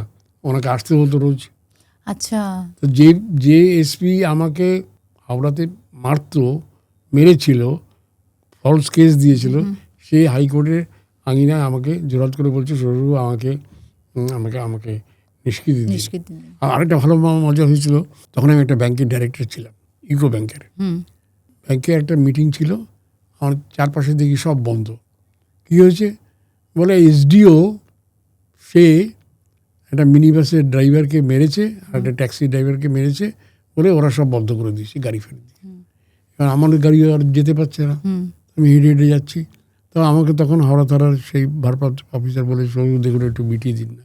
আমি একটু মিডিয়েট করলাম, চেষ্টা করলাম, ট্যাক্সি ড্রাইভারদের সাথে কথা বললাম, মিনি বাসের সাথে কথা বললাম, পুলিশের সাথে কথা বললাম। বলছে না না না, এসডিও মেরেছে, অ্যাডিশনাল এসপি মেরেছে, তাকে আসতে হবে। অ্যাডিশনাল এসপি ছিলেন হরিরাজন। মজা। তো সেই দিন গভর্নর এসেছিলেন, কলেজ তখন নাম ছিল, এখন তো IIEST, মানে যেটা Indian institute of science and technology, এটা IIEST। তো সেখানে নুরুল হাসান তখন ছিলেন রাজ্যপাল, তিনি এসছেন উদ্বোধন করতে। সব পুলিশ গেছে, এসডিও গেছে, অ্যাডিশনাল এসপি যে হরিরাজনও গেছেন। ওখানে গিয়ে ওরা খবর পেয়েছে যে সুভাষ দত্ত হাওড়া বাজারের ওখানে রাস্তা ব্লকেট করেছে। আমি কিন্তু ব্লকেট করিনি, আচ্ছা, আমি মিডিয়েট করতে গিয়েছি। ওরা ভুল খবর পেয়েছে। এইবার 400 পুলিশ নিয়ে অ্যাডিশনাল এসপি আসছে মাঝ রাস্তায়, ওখানে একটা শিবপুর থানা পড়ে, সেখানে একটা লরির সাথে একটা পুলিশের গণ্ডগোল, ওরা একটা আন্দোলন করছিল। তো হরিরাজন ভাবলেন যে ওইটা আমারই আন্দোলন, মার লাঠি চার্জ। কিন্তু ওটা ছিল যারা পার্টির পাওয়ার, তাদেরই একটা লেবার উইকের আন্দোলন, সেম সাইড হয়ে গেছে। ওখানে প্রায় আধ ঘন্টা 45 ওদের নষ্ট হয়ে গেল। তখন আমাদের আন্দোলনটা উঠে গেল। অ্যাডিশনাল ডিস্ট্রিক্ট ম্যাজিস্ট্রেট এলেন, এসে বললেন চলুন আমরা আলোচনায় বসব। তারপরে আমরা আলোচনায় বসলাম। আলোচনা যখন হচ্ছে তখন অ্যাডিশনাল এসপি হরিরাজন এসে হাওড়া থানার আইসিকে বলছে যে তুমি আর ইনএফিশিয়েন্ট, তুমি ঠিক মতো হোয়াট, তুমি কোথা থেকে আসছো? তোমার একটা you are a discipline cadre police, you can scold your subordinate in front of the civilian, if you have anything to. তখন ওই রাশিয়াতে যে মিলিটারিদের ইসে থেকে বার করে মারছিল, হ্যাভ ইউ সিন দ্যাট? এইবার এই মিস্টার হরিরাজন, সে আমার এত ভক্ত হয়ে গেল, একদিন দেখি হাইকোর্টে অনেক দূর থেকে উনি আসছেন, আমি দেখে একটু সাইড হয়ে যাচ্ছে। আর আরে সুবাবু, আরে কী বলছেন আপনি, আমি আপনার ভীষণ ভক্ত। সেদিন কেএমডি একটা, তখন সিএমডির নাম ছিল, কেএমডি পরে হলো, একটা মিটিং হচ্ছে, তাতে বলছিল যে এটা এই করতে হবে। বললো ধর, সুভাষ দত্ত এটা 5 বছর আগে বলেছে, তোমরা জানো না। আমি আপনার হয়ে এখানে লড়লাম, and he became my very good friend. যে আমাকে মেরেছে সে আমার বন্ধু হয়ে গেল। এইরকম আমার অনেক অনেক অনেক আছে, অনেক বন্ধুরা রয়েছেন। অনেক বন্ধু হয়েছে, এবং তারা in the process they are my well wisher, they are my friends, they are my guide, and they are my sometimes they act as think tank. আমাকে বুদ্ধি দেয়, শুধু এটা করুন, ওইটা করুন, তাই যারা ওরা করতে পারে না তোমাকে বলে। এবং এখনও মানে আগেও ছিল, ফাইল আমার কাছে চলে আসছে, মিনিস্টাররা, মন্ত্রীরা আমাকে ফোন করে বলে এই সময় এটা করে, আর আপনি মিনিস্টার, দূর আমি পারছি না, আপনি করলে হবে, আমরা করলে পারবো না, করতে পারবো না। সেটা কি বর্তমান গভর্নমেন্টও বলে, আগের গভর্নমেন্ট থেকেও বলতো? আগের গভর্নমেন্ট থেকে কয়েকজন, একজন দুজন, এবং ওরা আমাকে ফাইল পাঠিয়ে দিত গোপনে, আমি সেটা জেরক্স করে রেখে আমার ফাইলটাকে তখন রাইটার্স বিল্ডিং ছিল, এখন তো তোমার বাড়ির পাশে নবান্ন চলে এসেছে। হ্যাঁ, এখন তো নবান্ন চলে এসেছে। নবান্নর যে এই আন্দোলন নিয়ে তো আবার একটা মামলা করেছে সর্বোচ্চ হাইকোর্টে। তুমি করলে? হ্যাঁ। সেটা কি? সেটা হচ্ছে এই আন্দোলনের দিনে কি করে পুলিশ ব্যারিকেড করে, মানে 4-5টা rail station, Howrah station, Howrah ময়দানে মেট্রো রেল, শালিমার, সাঁতরাগাছি, এই সব কটা 4টে রেল স্টেশনকে বন্ধ করে দেয়। তো খুব বিজি রেলওয়ে স্টেশন, কেউ যেতে পারে না তো, ব্যারিকেড করে করে পুলিশ কাউকে যেতে দেয় না। ইভেন আমার গাড়িকে আটকে দিয়েছিল, আমি যেতে পারিনি। তারপরে আমি এটা নিয়ে একটা মামলা করে, আই গট গুড অর্ডার, এবং এখন সেটা পালিত হচ্ছে। তাতে মানুষের হয়রানিটা কমেছে। ওরা বলছে যে 500 লোকের বেশি গ্যাদারিং করা যাবে না, এবং তারা পার্মানেন্টলি কী করছে তুমি যেন, রাস্তার মাঝখানে তারা ব্যারিকেড করছে কংক্রিট দিয়ে, ওগুলোকে ঝালাই করে দিচ্ছে। তো এই মামলাটা তুমি পিআইএল করেছিলে কলকাতা হাইকোর্টে? কলকাতা হাইকোর্ট। পাবলিকের ইনকনভিনিয়েন্স হচ্ছে, হ্যাঁ। আমরা স্টেশনে যেতে পারছি না, স্কুল কলেজ বন্ধ হয়ে যাচ্ছে, হসপিটালে যেতে পারছে না, না তারপরে হাওড়া কোর্টে যেতে পারছে না। সেন্ট টমাস চার্চ স্কুল রয়েছে, হাওড়া জেলা স্কুল রয়েছে, ওখানে গার্লস স্কুল রয়েছে, ওখানে তোমার কলেজ রয়েছে, অনেক কিছু আছে। তারপরে লায়ন্স হসপিটাল রয়েছে, হাওড়া হাসপাতাল রয়েছে, হাওড়া কোর্ট রয়েছে, ডিস্ট্রিক্ট ম্যাজিস্ট্রেট, মিউনিসিপ্যাল কর্পোরেশন রয়েছে, কেউ যেতে পারছে না। আরে এটা কি করে হয়? Pure public interest. আমি এটা একটু জানতে চাই, এই পিআইএল বিষয়টা কি, মানে এটা কি কোনো গভর্নমেন্টের এগেনস্টে করা? তো তাহলে তুমি যেটা নবান্ন নিয়ে করেছিলে এটা গভর্নমেন্টের এগেনস্টে করেছিলে? গভর্নমেন্ট, পুলিশের রং অ্যাকশনের জন্য পিপুল আর সাফারিং। আমার পিআইএল সবসময় গভর্নমেন্টের এগেনস্টে, বেশিরভাগ স্টেট। এখন আবার কিছু কিছু পলিটিক্যাল এলিমেন্ট, তো আমার আরেক দিন 15-20 আগে হঠাৎ কি একটা ইউটিউব বা ফেসবুকে পোস্ট দিল আমি নাকি মরে গেছি, আমার একটা ছবিতে মালা টালা দিয়ে একটা পোস্ট দিল। কি বলছো? হ্যাঁ, তারপরে আমি জানি না। এবার অনেকে মন্তব্য দিচ্ছে, হ্যাঁ উনি বাবা আমলে কত মামলা করেছেন, এখন কোথায়? আসলে ওরা তো জানে না রাতের সব তারাই আছে দিনের আলোর গভীরে। এখন কি হয়, এখন আমি ওর থেকে অনেক বেশি মামলা করি, কিন্তু মিডিয়া সেটা ঠিকভাবে কভারেজ করে না। আগে সেটা করতো? আগে করতো। সেটা তোমার কেন মনে হয় তখনকার যে বিরোধী দলরা ছিল ওরা এটাকে করাতো? না না না, এটা এখন যেটা হচ্ছে না সেটা হচ্ছে, হয় মিডিয়া অনুপ্রাণিত, নয় ভীত, নয় প্রভাবিত, নয় প্রস্তাবিত। প্রভাব বিস্তার করা হচ্ছে, প্রস্তাব দেওয়া হচ্ছে যে মিডিয়া ভালো করে করো, আমাদের এগেনস্টে করো না, তাহলে তোমাকে রিটায়ারমেন্টের পরে এই পোস্ট দেবো। কত মিডিয়ার লোককে পার্লামেন্টের মেম্বার, অ্যাসেম্বলির টিকিট, হ্যাঁ, তারপরে পার্লামেন্টের টিকিট দেওয়া হচ্ছে, হ্যাঁ, এবং ভালো গভর্নমেন্টের পোস্ট দেওয়া হচ্ছে। তারা সবাই আমার অনেকে খুব ক্লোজ ছিলেন বা ক্লোজ আছেন এখনও, কিন্তু ওই জন্য হয় অনুপ্রাণিত হয়ে তারা তখন বিরোধী বলবে না, নয় তারা ভীত, নয় তারা প্রভাব বিস্তার করা হয়েছে, নয় প্রস্তাবিত, তাদের প্রস্তাব দেওয়া হয়েছে লিখুন আমাদের বিরুদ্ধে। এখন তো খবরের কাগজে কাপড় বার করাটাই মুশকিল, টেলিভিশন চ্যানেলে শুধু পলিটিক্যাল।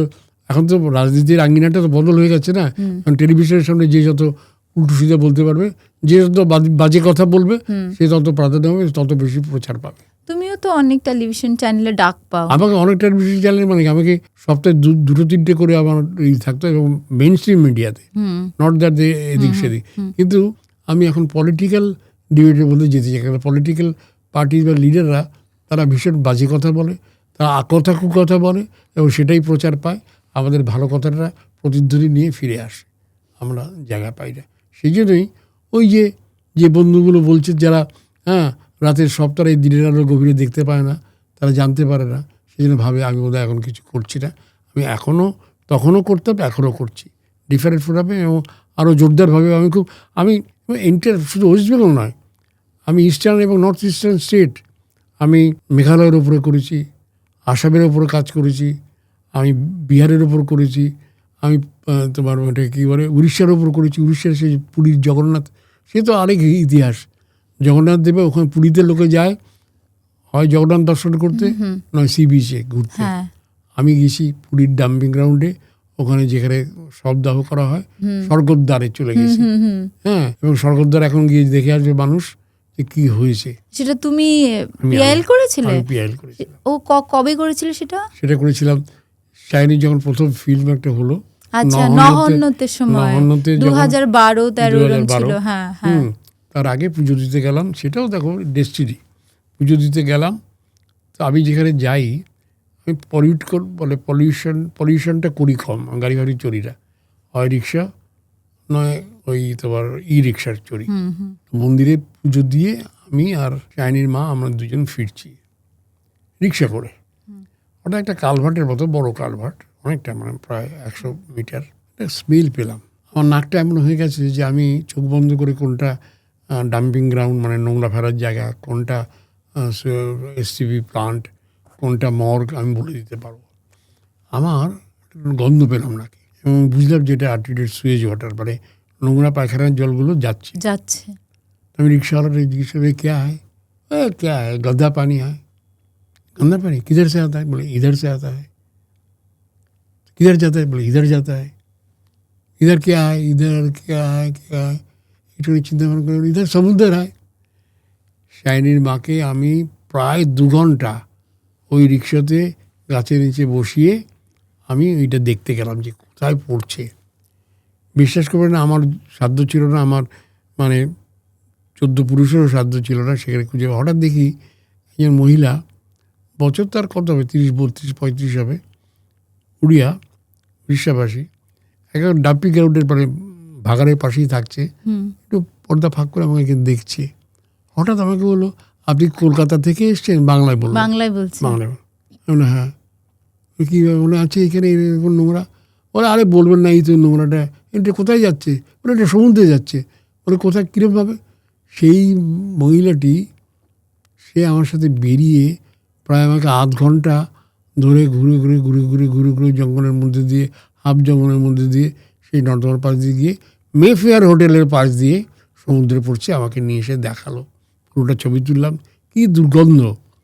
ওই ভদ্রমহিলা আমাকে নিয়ে চলে গেলেন দেখাতে, এবং তারপরে সেই ছবি তুলে আমি করলাম, করে বললাম আর আচ্ছা এইটা তো এরকম, দেখি তো প্লাস্টিক মানে এখানে সলিড ওয়েস্টটা কোথায় কীরকম। আমি স্বর্গদ্বার মানে কি স্বর্গের দ্বার, ওখানে দাহ করাটা একটা খুব উড়িষ্যাবাসীর পক্ষে পুণ্যের ব্যাপার। এবং তার জন্য মানে ইভেন যিনি চিফ মিনিস্টার ছিলেন, খুব লেজেন্ডারি ফিগার, তো তার দাহ দিল্লি থেকে তার বডি নিয়ে এসে ওখানে দাহ করা হয়েছিল। তো আমি গিয়ে দেখি যে প্রায় 8-10টা চিতা জ্বলছে, ঠিক আছে, জ্বলছে, প্রচণ্ড ধোঁয়া, এবার শহরের মধ্যে ধোঁয়াগুলো যাচ্ছে। আর 2জন লোক, একজন মাঝবয়সী আর একজন মহিলা, বসে আছে দেয়ালে হেলান দিয়ে, ঘাটটা হেলে পড়েছে। আমি ভাবছি যে অসুস্থ হয়ে গেছে, এগিয়ে গেছি, কে কিছু কারণে হোগা, না তো গুজর গিয়ে মানে মারা গেছে। ওরা 50, 100, 200 কিলোমিটার ওরমভাবে বসিয়ে নিয়ে আসে ডেড বডি, স্বর্গদ্বারে দাহ করবে বলে।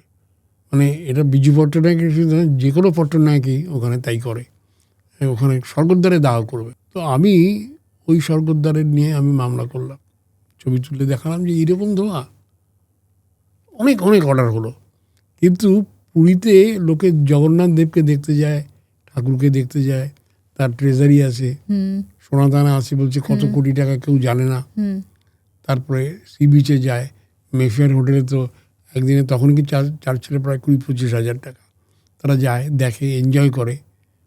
আমি পুরীর সবচেয়েতে যেটা বৈশিষ্ট্য সব পৃথিবীর কোথাও নেই, সেটা হচ্ছে পুরীর সি বিচে মিষ্টি জল পাওয়া যেত। ও আচ্ছা, এটা ইউনিক। আমাকে একজন সরকারি আধিকারিক, উড়িষ্যার লোক, তিনি আমাকে বললেন, mister Dutta, you are doing a lot for Puri, but we are not attending one very important aspect. What is that?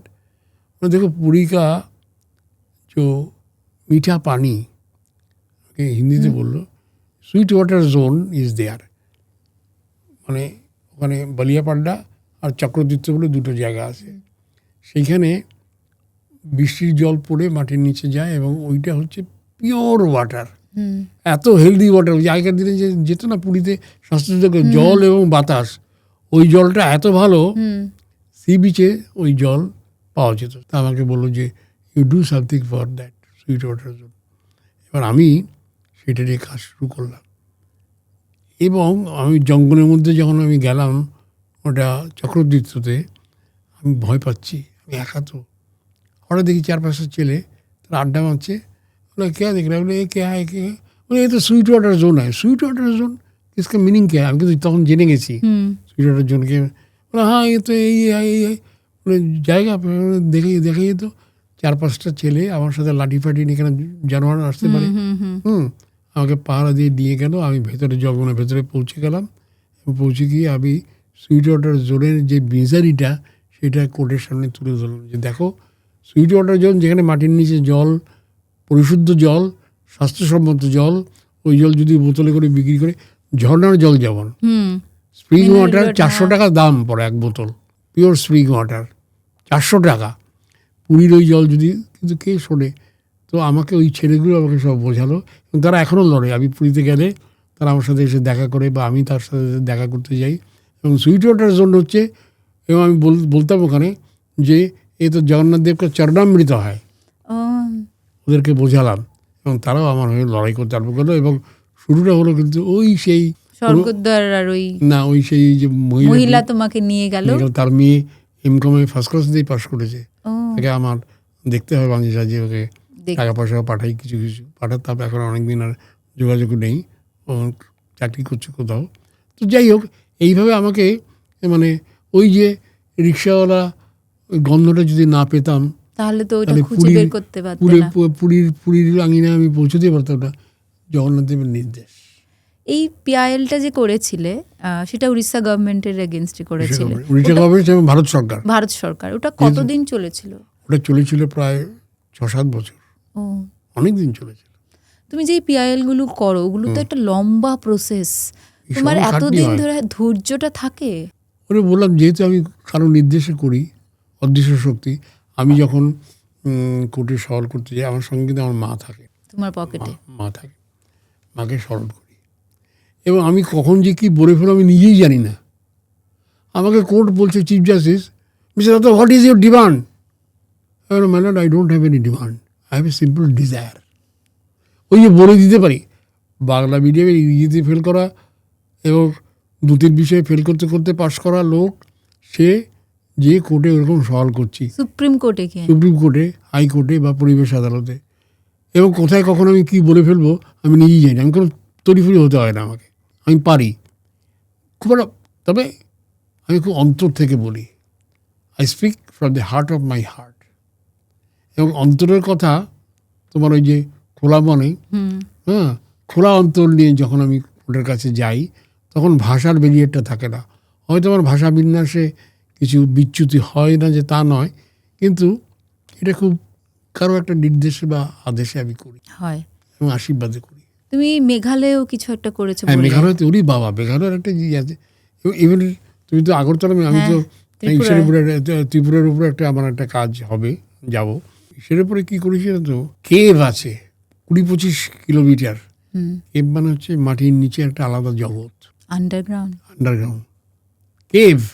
সেখানে পাহাড় আছে, ছোট ছোট জলাশয় আছে, মাছ আছে, সব অন্ধ, প্রায় 1000 মিটার নিচে কেভ।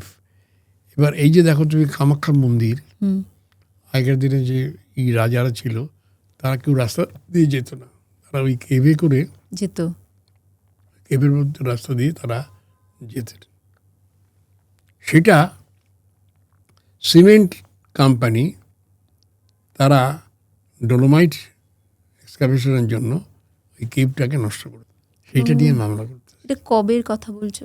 সেটা আমি বলছি তোমাকে, সেই মামলাটা সুপ্রিম কোর্টে আমি নিজে করতে পারিনি।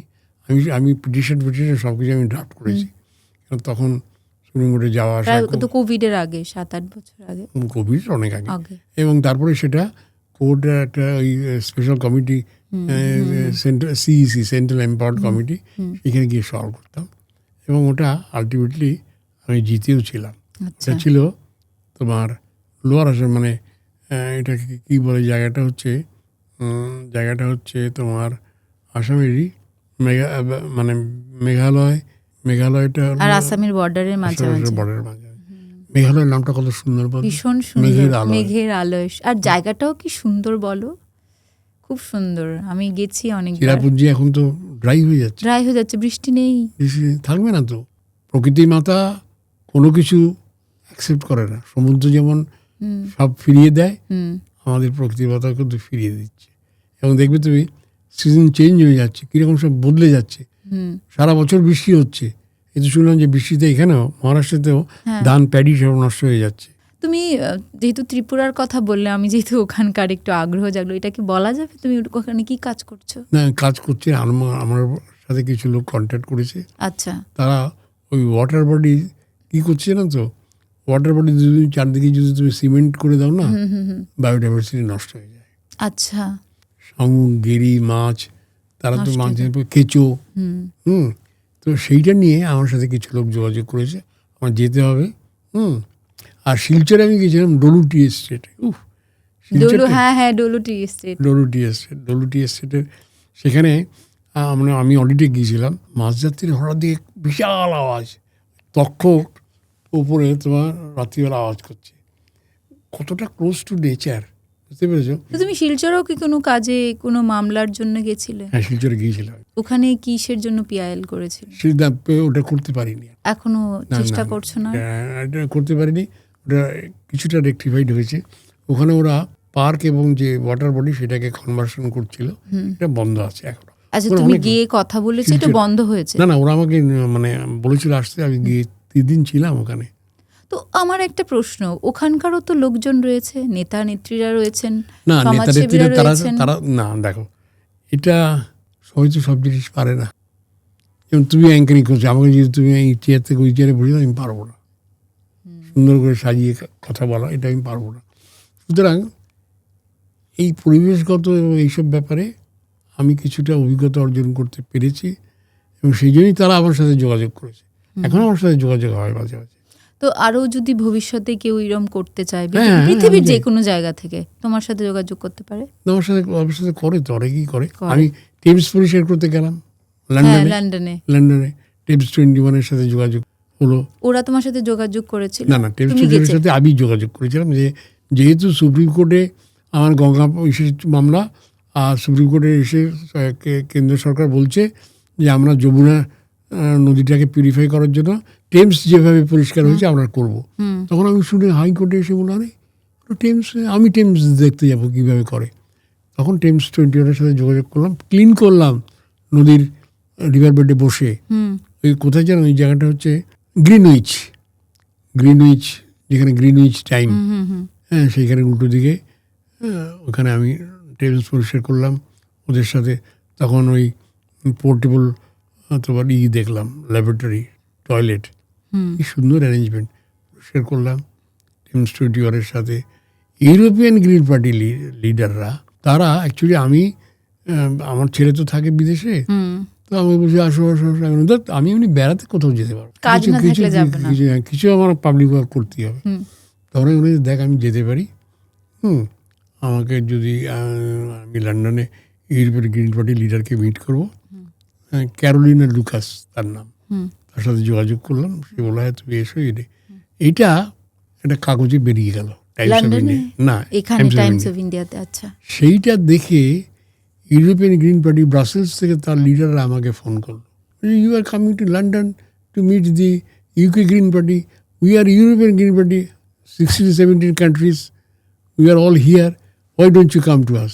আমাকে তখন তারা ইনভাইট করলো। তখন আমি শাইনিকে নিয়ে গেলাম এবং কি মানে সুন্দর ব্যাপার, ওখানে কাগজে বেরোলো, সেটা দেখে একজন বাঙালি, সে ওইটা দেখে, তার নামটা এখন ঠিক মনে পড়ছে না, সে আমাদের সাথে একবার সব কিছু করে দিল। তাদের সাথে মিটিং হলো, ইউরোপিয়ান গ্রিন পার্টি লিডারের সাথে মিটিং হলো। তাদের আমি বললাম, you are from Europe and I am from a tropical country India, how much power you consume, মানে তুমি কত বিদ্যুৎ ব্যবহার করো ঠান্ডা থেকে গরম করার জন্য। আর আমি গরম থেকে ঠান্ডা করার জন্য কত পাওয়ার ব্যবহার করি। কিন্তু fleet of birds they travel from -30 to +30 শীতকালে। 5,000 কিলোমিটার 6,000 কিলোমিটার তারা উড়ে চলে আসে। They don't need any air condition, but you need air condition, I need, we need. What is our carbon footprint? মার ঝগড়া করলাম তাদের সাথে। তখন তারা বুঝলো যে তো পরিবেশ নিয়ে শুধু আলোচনার লোক নয়, পরিবেশের উপর কাজ করার লোক। তুমি প্রথম কবে পিআইএল করেছিলে সেন্ট্রাল গভর্নমেন্ট বা স্টেট গভর্নমেন্টের এগেনস্টে, মনে আছে তোমার? 1995 সালে সুপ্রিম কোর্টে। কি ছিল সেটা? হাওড়ার ব্যাপারে ছিল, ওই যে 500 পাতার পিটিশন। ও, ওটা প্রথম। একটা প্রশ্ন, যে তুমি যে বিহারের উপরে যেটা করেছি সেটা আলাদা করেছি। বিহারের বেগুসরাই বলে একটা জায়গা আছে, সেখানে এশিয়ার লার্জেস্ট অক্সবো তোমার রয়েছে, এটা তোমার ওয়াটার বডি আছে, এশিয়ার মধ্যে সবচেয়ে বড়। সেইটা খুব ডেঞ্জার অবস্থার মধ্যে চলে গেছে, গিয়ে ছবি তুলে করে সেই মামলাটা আমি করেছি। এটা রিলেটেড টু বিহার। আচ্ছা, এটা কবে করেছো? এটা করেছি 23 এন্ড। আচ্ছা। আর 24 করলাম আমি কুচবিহার নিয়ে করলাম, তারপরে পুরুলিয়ার সাগর এই দিয়ে সাহেববাগ নিয়ে করলাম, কুচবিহারের সাগর দিঘি নিয়ে করলাম, কলকাতার রবীন্দ্র সরোবর নিয়ে করেছি। হ্যাঁ, এটা আমি জানতে চাই, এই রবীন্দ্র সরোবরের এটা কি, মানে রবীন্দ্র সরোবরে কি হচ্ছিল? রবীন্দ্র সরোবরে সে প্রথম রবীন্দ্র সরোবর মামলাটা করি আমি 2002-তে, 23 বছর আগে। বাবা, বুড়ো হয়ে গেলাম না, 77 হয়ে গেল, এখনো মারপিট করতে পারি। আচ্ছা, করো? মাঝে মাঝে করে ফেলি। পুলিশ উল্টোপাল্টা করলে বলে দূর, ধাক্কা ফাঁকা মেরে ফেলে। লোকে তো তোমার নাম শুনলেই ভয় পায়। আমার নাম শুনে ভয় মানে একটা সাইকো ফিয়ার আর কি। এই একবার কী হলো, খুব সুন্দর শান্তিনিকেতন থেকে আসছি আমি আর আমার বন্ধু, তা আমাদের এসি চেয়ার কারে, আমার একটু ট্রাভেলিং হ্যাবিটটা খুব খারাপ, অন্যের পয়সাতে। এই সকালে দিল্লি গেলাম, দুপুরবেলা দিল্লি থেকে বম্বে চলে এলাম, আবার পরের দিন সকালে চলে গেলাম। ট্রাভেলিং হ্যাবিটটা খুব লাক্সুরিয়াস। তো এসি চেয়ার কারে আসছি আমি আর আমার বন্ধু, আমাদের সিটটা অনেক মানে ডিফারেন্ট জায়গাতে পড়েছে। তো বন্ধুর পাশে দুটো লোক আমেরিকা থেকে এসছে, দুটো বাঙালি। ওরাই আজকে এই আবার এখানে এসছে কেন? নিশ্চয়ই এটা কোনো ঝামেলা পাকাতে এসছে, আলোচনা করছে দুজনের মধ্যে। মানে ওই এসি চেয়ার কারে দেখে, এসি চেয়ার কারে আমাকে দেখে আমার বন্ধুর পাশে, মানে ওখানে থাকে 3 জন আর 2 জন, রোটা হচ্ছে এসি চেয়ার কারে 3 আর 2, তো ও দুজনের পাশে 3 জন থার্ড ম্যান হিসেবে ওখানে আছে, শুনছে ওদের কথা। তখনও বলছে যে উনি আমার বন্ধু, আপনি যে বলছেন না উনি। তখন কি হয়েছিল, তখন ওখানে শান্তিনিকেতনে জার্মানরা একটা জল প্রকল্প চালু করেছিল, মাটির নিচে জল তুলে, ভার্জিন অ্যাকুইফায়ার। এটা কিন্তু খেয়াল করে, ভার্জিন কথাটা বললে আমরা একটু অন্য সেন্সে ভাবি। ভার্জিন অ্যাকুইফায়ারের মাটির নিচে যে জলটা আগে কখনো কেউ তোলেনি, জার্মানরা ডিপ টিউবওয়েল করে সেই জলটা তুলে ড্রট পড়ে নিয়ে তো আরও 20-25 বছর বাদে ওটা ফতেপুর সিকরি হয়ে যাবে, শান্তিনিকেতনের মানুষরা বাস করতে পারবে না। এমনিতেই তো ভীষণ খরা ওখানে। তার মধ্যে জার্মান জলটা, তখন ওই সময় আমি জার্মান জলের ওপরে কিছু বক্তব্য রেখেছিলাম আর রাখতাম। সেটা নিয়ে মামলা করিনি, করতে পারিনি, কেন লোকে তাহলে আমাকে বললো জানি আমরা জল পাচ্ছি। তা না, সারফেস ওয়াটার নিতে হয়, নদী থেকে তুলতে হয়। খোপাইতে চলে যাও, খোপাই নদী রয়েছে, তোমাকে ওয়াটার ট্রিটমেন্ট প্লান্ট করতে হবে, জল তুলতে হবে, ওইখান থেকে তোলো। ওখানে মাটির নিচে ফল্গু নদী তো মাটির নিচের জল, বালির নিচে জল, ওখানে শ্রাদ্ধ করতে যায় যে জল তুলে তো বালি সরিয়ে করে, তা করবে না। এই যে করলো, তাতে কি হলো, এখন তোমার মার্চ এপ্রিল মাসে আর কারো পাম্পে জল ওঠে না, আর বছর 20-25 বাদে কোথাও কোনো জল পাওয়া যাবে। তো এটা নিয়ে তুমি কিছু ভাবছো, বোলপুর বা শান্তিনিকেতন নিয়ে কিছু করার? করেছি, আমি করেছি, কিন্তু মুশকিলটা হচ্ছে কেন, তো সব জিনিসটা তো মামলা করে করা যায় না, তারও তো একটা লিমিটেশনস আছে। কেন কিছু জিনিস আছে কোর্টের কাছে প্রুফ করা, কোর্টের কাছে মামলা করা কিন্তু ভীষণ কঠিন, প্রমাণ দিতে হবে তোমাকে। এই যে আমি আগে থেকে বলতে পারছি না, কলকাতার একটা খুব ইম্পর্টেন্ট সেন্সিটিভ ইস্যু নিয়ে আমি গিয়েই হাত লাগাবো, কিন্তু কোর্টের কাছে কিন্তু কোর্টকে বোঝাতে হবে যে এটা কী, কেন, কীভাবে হয়েছে, এটা হলে কী খারাপ হবে, তার তথ্য দাও তুমি, এমনি হবে না। সুতরাং আমি তো বলি যে I get the information first, আমি প্রথমে খবরটা পাই, আমি নিজে স্পট ভেরিফাই করি, আমি ভেরিফিকেশন করি, ক্রস ভেরিফিকেশন করি, আমি নিজে ছবি তুলি, আমি নিজে পিটিশন ড্রাফট করি, আমি নিজে অ্যাফার্ম করি, মানে হলফনামা করি, আমি নিজে জমা করি এবং আমি নিজে সলভ করি। এই যে পুরো সার্কেলটাই আমার হাতে, তাতে কি হয়, যারা লয়ার অনেক, আমার এক্ষেত্রে হরিশ সালভে দাঁড়িয়েছিলেন কোন সাল 2007-8 হবে সুপ্রিম কোর্টে। মানে এটাও কিন্তু আমি কোনো মানে বাড়িয়ে বলছি না বা নিজের অহংকারের কথা বলছি না, আমি এটা খারাপ একটা উক্তি করেছিলাম। কোর্টেতে ভিক্টোরিয়া মেমোরিয়ালে মামলা হচ্ছে, আমার এগেন্সটে হরিশ সালভে দাঁড়িয়েছে। হরিশ সালভে হচ্ছে এখন ওয়ার্ল্ডের one of the leading council. তো হরিশ সালভে আমার এগেন্সটে দাঁড়িয়েছেন। তো উনি তো ইমোশনাল গ্রাউন্ডে বলছেন, কেন ওনাকে তো কেউ ভিক্টোরিয়া মেমোরিয়াল অ্যাক্ট 1913 সালের আইনটা ওনাকে দেয়নি, উনি জানেন না। আমি ওইটা পড়ে গেছি। এবার আমাকে মিডিয়া সবসময় একটু ফলো আপের মধ্যে রাখে। কোর্টে যখনই কোনো থাকে শুরুতে এটা কী হলো আমাকে ধরে এবং আমার সাথে ইন্টারভিউ মতো করে। সুপ্রিম কোর্টের মানে মামলাটা হয়ে যাওয়ার পর আমি যখন বেরিয়ে চলে আসছি, আমি পিছনে মিস্টার দত্ত বলে 4-5 জন লয়ার আমাকে ডাকছে। আমি ওখানে গেলাম, mister Dutta, how funny that mister Salve was arguing on emotional ground and you are arguing on law point. আমি ল পয়েন্টে বলছি, কেন ওনাকে তো লটা দেখায়নি কেউ। 1913 সালের আইন, ছোট্ট একটা চটি বই। তখন আমি কি উত্তর দিয়েছিলাম না, খুব পরে আমি ক্ষমা চেয়ে নিয়েছি আমার ফেসবুক পোস্টে, যে because he was bankrupt in law, বাজে কথা বলে দিয়েছিলাম ওখানে বলেছিলেন, ওই লয়ারদের বলে। তখন ওরা ভলেন্টিয়ার করলো, বিশেষত if you need any assistance, any help, will render it, you are hearing your argument. God almighty, করতে পেরেছি, হয়েছে। It has happened, but I have not done. But it happens. And it will be happening till I have a clean mind, clean vision, no biasness. আমি কখনো জেনে বুঝে কখনো কোনো ভুল জিনিস করিনি। কাজ করতে গেলে দু একটা ভুল যে হয়নি তা তো নয়, কিন্তু ইট ইজ এরর্স অফ, দু রকমের ভুল হয়, errors of ওমিশন, errors of commission. Errors of ওমিশন মানে যেটা সত্যি সত্যি ভুল করলাম, আর এরর্স অফ কমিশন মানে যে এমন ইচ্ছে করে ভুল করলাম যাতে আমার কোনো বেনিফিট হয়, যেটা না হলে ঠিক সেইটাকে যাতে হয় সেইটা করাকে বলে এরর্স অফ কমিশন। আমি কমিট করলাম, আমার এরর্স অফ ওমিশন হতে পারে, এরর্স অফ কমিশন কখনোই হয়নি। I can ভাউচ it, guaranteed. তুমি গঙ্গার জলকে শোধন করার জন্য কোনো একটা প্রজেক্টে কাজ করছো এখন? গঙ্গার জল নিয়ে, গঙ্গা নিয়ে তো অনেক কাজ হচ্ছে, অনেকগুলো মামলা হয়েছে বিভিন্ন রকমের। এখন কি জানো তো, আমি মনে আছে 1995 সালে গঙ্গার র ওয়াটার খেয়েছি আমি, আমার ছেলে, আমার মেয়ে, আমার মিসেস। কী হলো, ঋষিকেশ থেকে 15-20 কিলোমিটার ওপরে জঙ্গলের মধ্যে দিয়ে রাস্তা, মানে পুরনো কেদার বদ্রীর রাস্তায় গিয়ে এক সাধুর ডেরাতে আমরা উঠেছিলাম মানে নিয়ে গিয়েছিল আমাকে কোনো একজন। দেখি সাধু খালি গায়ে, ওরা কিন্তু খালি গায়ে ওখানে থাকে ঠান্ডার মধ্যে খালি গায়ে ওখানে বসে আছে তার নদীর ধারে, ওখানে রান্না করছেন। কী রান্না করছে জানো তো, চাপাটি, হাতে কোনো বেলুন চাকি ফাঁকি কিচ্ছু নেই, চাপাটি আর একটা সবজি। আমাদের খেতে বললো, আমার ছেলে মেয়ে বসে গেলাম। কি জল খেলাম জানো, নিচে গঙ্গা, কি স্রোত, কি আওয়াজ, প্রায় 150-200 ফুট নিচে। তার আগে ল্যান্ডস্লাইড হয়েছে, ঘোলা জল। ওরা দড়ি দিয়ে বালতি করে জল তুলে 1-1.5 ঘন্টা বালতি রেখে দিল, কাদাটা নিচে পড়ে গেল, সেই জল খেলাম, কিচ্ছু হলো না।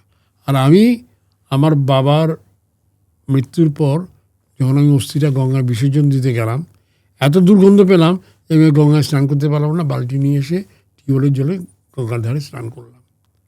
একই গঙ্গা, একই দেশ, একই মানুষ, তারা ওই যে বললাম না, প্রায় 78টা সিটি বা শহর, 1000 গ্রাম এবং 5000 কিলোমিটারে এই যে আমরা নোংরা করছি, এত কারখানা, এত বাদ দিয়ে আমরা নদীটাকে একেবারে, মানে কি বলো তুমি, নদী আপন বেগে পাগল পাড়া নয়, মানুষ আপন নিজের প্রয়োজনে পাগল হয়ে গেছে।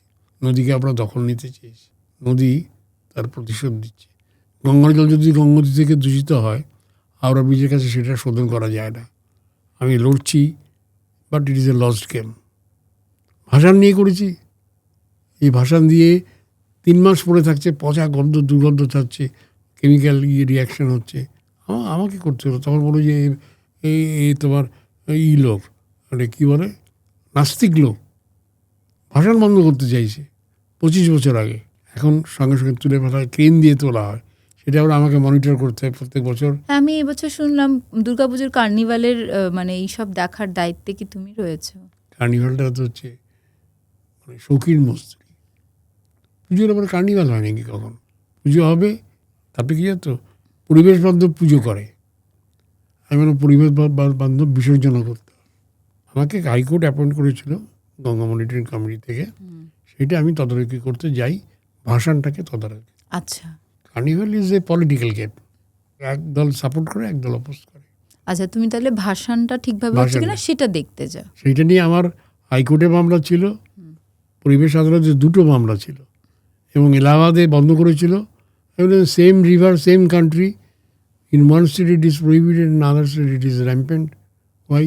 তারপরে অনেকটা রেগুলেটেড এখন, মানে 50% পেরেছি, 80% পারিনি, কিন্তু হয়েছে কিছু। তোমার কি কোনো মানে তুমি যে এই পিআইএলটা গঙ্গা নিয়ে করেছো, অনেকগুলো করে রেখেছো তো গঙ্গা শোধন নিয়ে, তো মানে কোনো তুমি ওদেরকে সাজেশনও দাও যে এইভাবে এইভাবে করলে আমরা একটু ভালোভাবে গঙ্গাটাকে রাখতে পারবো? সত্যি কথা বলতে কি জানো তো, আমি শুধু এটুকুই জানি যে আমি কিছুই জানি না। গঙ্গা নিয়ে কী করতে হবে সেই সাজেশন দেওয়ার মতো দৃশ্যতা আমার নেই। আমি কি করি, আমি বড় দ্য নলেজ, জানে তার সাথে বসে যাই। আরেকটা কথা বলি, 1978 কোন সালটা, না 2000 সালে বন্যা হলো। পার্টি ইন পাওয়ার, যারা অপোজিশনে ছিল এখন তারা পজিশনে আছেন, বললো ম্যানমেড, মানুষ এই বন্যা তৈরি করেছে। আর যারা গভর্নমেন্টে ছিলেন তারা ভগবানে বিশ্বাস করে, বলো গডমেড। এই ম্যানমেড গডমেডের যখন দ্বন্দ্ব চলছে হাইকোর্টে, 2টো পিআইএল হলো, হাইকোর্ট রিজেক্ট করে দিল। না এখানে তোমরা স্যাটিসফাই করতে পারোনি। কেন? When Subhash Dutta file, chief justice বলছেন হাইকোর্টের, হোয়েন সুভাষ দত্ত, আমি শুনতে পাইনি, আমাদের তো রিপোর্টাররা ঘিরে থাকে, এই শুধু আপনার কথা কী বলছে, বলে কী বললো, বলে আপনি যখন ফাইল করেন তখন সেগুলো কোর্টকে কনভিন্স করতে পারেন, ওরা পারছে না, পারলো না। আমি তারপরে বেরিয়ে পড়লাম, 5টা ডিস্ট্রিক্ট, 3-4টে ড্যাম, ব্যারেজ, অনেকগুলো নদী, 400 লোককে ইন্টারভিউ করলাম, এবং এমন মানুষদের সাথে, প্রান্তিক মানুষের সাথে বসে আমি ইন্টারভিউ করলাম, তাদের বাচ্চারা ভেসে গেছে বন্যাতে, সেই মায়েদের সাথে রেল লাইন উপরে পড়েছে, সেখানে বসে, তার ছবি আছে এখন আমার কাছে, করে আমি একটা পিটিশন ড্রাফট করলাম। তাতে আমি কনক্লুশন দিলাম, মাই লর্ড, বেশি বৃষ্টি হয়েছে, it has been created by God, ভগবান বেশি বৃষ্টি দিয়েছেন, but accelerated through human lifes, মানে মানুষের এই কাজের জন্য এটা অনেক বেশি সাফারিংসটা বেড়েছে। আমি সব প্রমাণ করে দিলাম ছবি এঁকে, এবং তারপরে কোর্ট একটা কমিটি অ্যাপয়েন্ট করে দিল এক্সপার্টদের নিয়ে। সেই এক্সপার্ট কমিটি মিশে তো আপনি এত পেলেন কী করে তথ্য? দূর বসে, আমি কি তথ্য পাওয়ার লোক নাকি? আমি যারা জানে তাদের বাড়িতে গিয়ে, তাদের অফিসে গিয়ে, প্রফেসর ডক্টর দীপঙ্কর চক্রবর্তী, বিষয়ের উপর কাজ করেছি আমি। আর্সেনিক, তার ইউনিভার্সিটিতে বসে, তিনি আবার মেঝেতে বসে, university professor, head of the department, তার দপ্তরে গিয়ে মেঝেতে বসে তার কাছ থেকে বুঝিয়ে এসেছি। এই যে তুমি কাজগুলি করলে, 400 লোকের ইন্টারভিউ নিলে বা ওখানে গেলে প্রফেসরের কাছে, এগুলো তোমার কোনো টিম আছে, হেল্পিং হ্যান্ড আছে, না একাই করো? তখন ছিল কয়েকজন আমার সাথে, গাড়ি করে যেতে হয়, তারপরে টাকা পয়সা লাগে। এখন তো পারছি না, তার কারণ হচ্ছে যে ফাইন্যান্সিয়াল কনস্ট্রেন্ট। তোমাকে হয় শিল্পপতি না বড়দের কাছে পয়সা চাইতে হবে, তারাই তো বেশি পলিউটার, নাহলে স্টেট। তুমি তো ওদের এগেইনস্টেই করছো, সেন্ট্রাল গভর্নমেন্টের এগেইনস্টে করছো, সেন্ট্রাল গভর্নমেন্ট, স্টেট গভর্নমেন্ট। তো তুমি যাদের কাছে টাকা চাইবে পরিবেশকে বাঁচানোর জন্য, তুমি তাদের এগেইনস্টে কেস করছো, সেন্ট্রাল গভর্নমেন্ট, স্টেট গভর্নমেন্ট। আমাকে আগেই তারা করবে। ওই যে বললো না, ওই যে ওই তোমার চেয়ারকারে নিশ্চয়ই টাকা ঝামেলা পাকাতে এসছি। এই যে তুমি মুম্বাই এসছো, এখানেও যদি তোমাকে কোনো বাঙালি দেখতে পায়, যারা জানে তুমি কে, তাদের মনে ওই প্রশ্নটা চলে আসে। আমাকে বলেছিল এই যে এখানে মিঠি নদী আছে, সেটা 2টো নিয়ে বলেছিল। অনেকে বলেছিল আপনি ট্রাফিক নিয়ে একটা করুন, Bombay traffic is very bad. পারবো না, এত লেগুয়ার করতে হয়, এত ডেস্ক ওয়ার্ক করতে হয়, এত এক্সপেন্সিভ, সেটা আমার পক্ষে এখন ইজ বিয়ন্ড মাই ক্যাপাসিটি। তুমি এখন কটা 150টার মতন পিআইএল ফাইল করে রেখেছো? না, হয়ে গেছে সবগুলো, এখন 17-18টা আছে। আছে। তোমার মনে আছে সব থেকে বড় কোন কেসটা চলেছিল কোর্টে, লম্বা চলেছিল, কত বছর ধরে চলেছিল? অনেকগুলো তো স্মরণে, সবগুলোই চলেছিল অনেক বড় বড়। মানে কত, 8-10 বছর চলে, আরো বেশিও চলে তুমি করে, বাট ওগুলো তো এখনো তো চলছে একটা ম্যাটার 2002-তে, যেটা থেকে বইমেলা উঠলো কলকাতা ময়দান নিয়ে, সেই মামলাটা এখনো চলছে। ও এখন ওটা কি কলকাতা হাইকোর্টে চলছে? কলকাতায়। আর সুপ্রিম কোর্টে এখন তোমার কি কি কেস চলছে? সুপ্রিম কোর্টে চলছে এখন রবীন্দ্র সরোবরে ওই যে ছট পুজো নিয়ে। হ্যাঁ, এটা আমি জানতে চাই, এটা যে তুমি ছট পুজোটা ওখানে বন্ধ করতে চাইছো? তো বন্ধ হয়ে গেছে। হয়ে গেছে। এটা কবে করেছিলে? এটা করেছিলাম 2013-তে বোধ হয়, 12-13-তে 2012 ছট পুজো বন্ধ হলো। সেটা আমাকে তো মানে কি থ্রেট। তারপরে মন্ত্রী সে সুপ্রিম কোর্টে মানলাম, আমি একটা ব্ল্যাঙ্ক চেক নিয়ে গেলাম, হ্যাঁ, একটা টেলিভিশন মানে মেইন স্ট্রিম টেলিভিশনের চ্যানেলে। আমি একটা চেক এনেছি 1 লাখ টাকার, যে ওই কেসে যদি উনি জিততে পারেন তাহলে আমি এই চেকটা, ব্ল্যাঙ্ক চেকটা দিয়ে গেলাম, 1 লাখ টাকা লিখে, নাম লিখছি না, উনি যেন জমা করে দেন।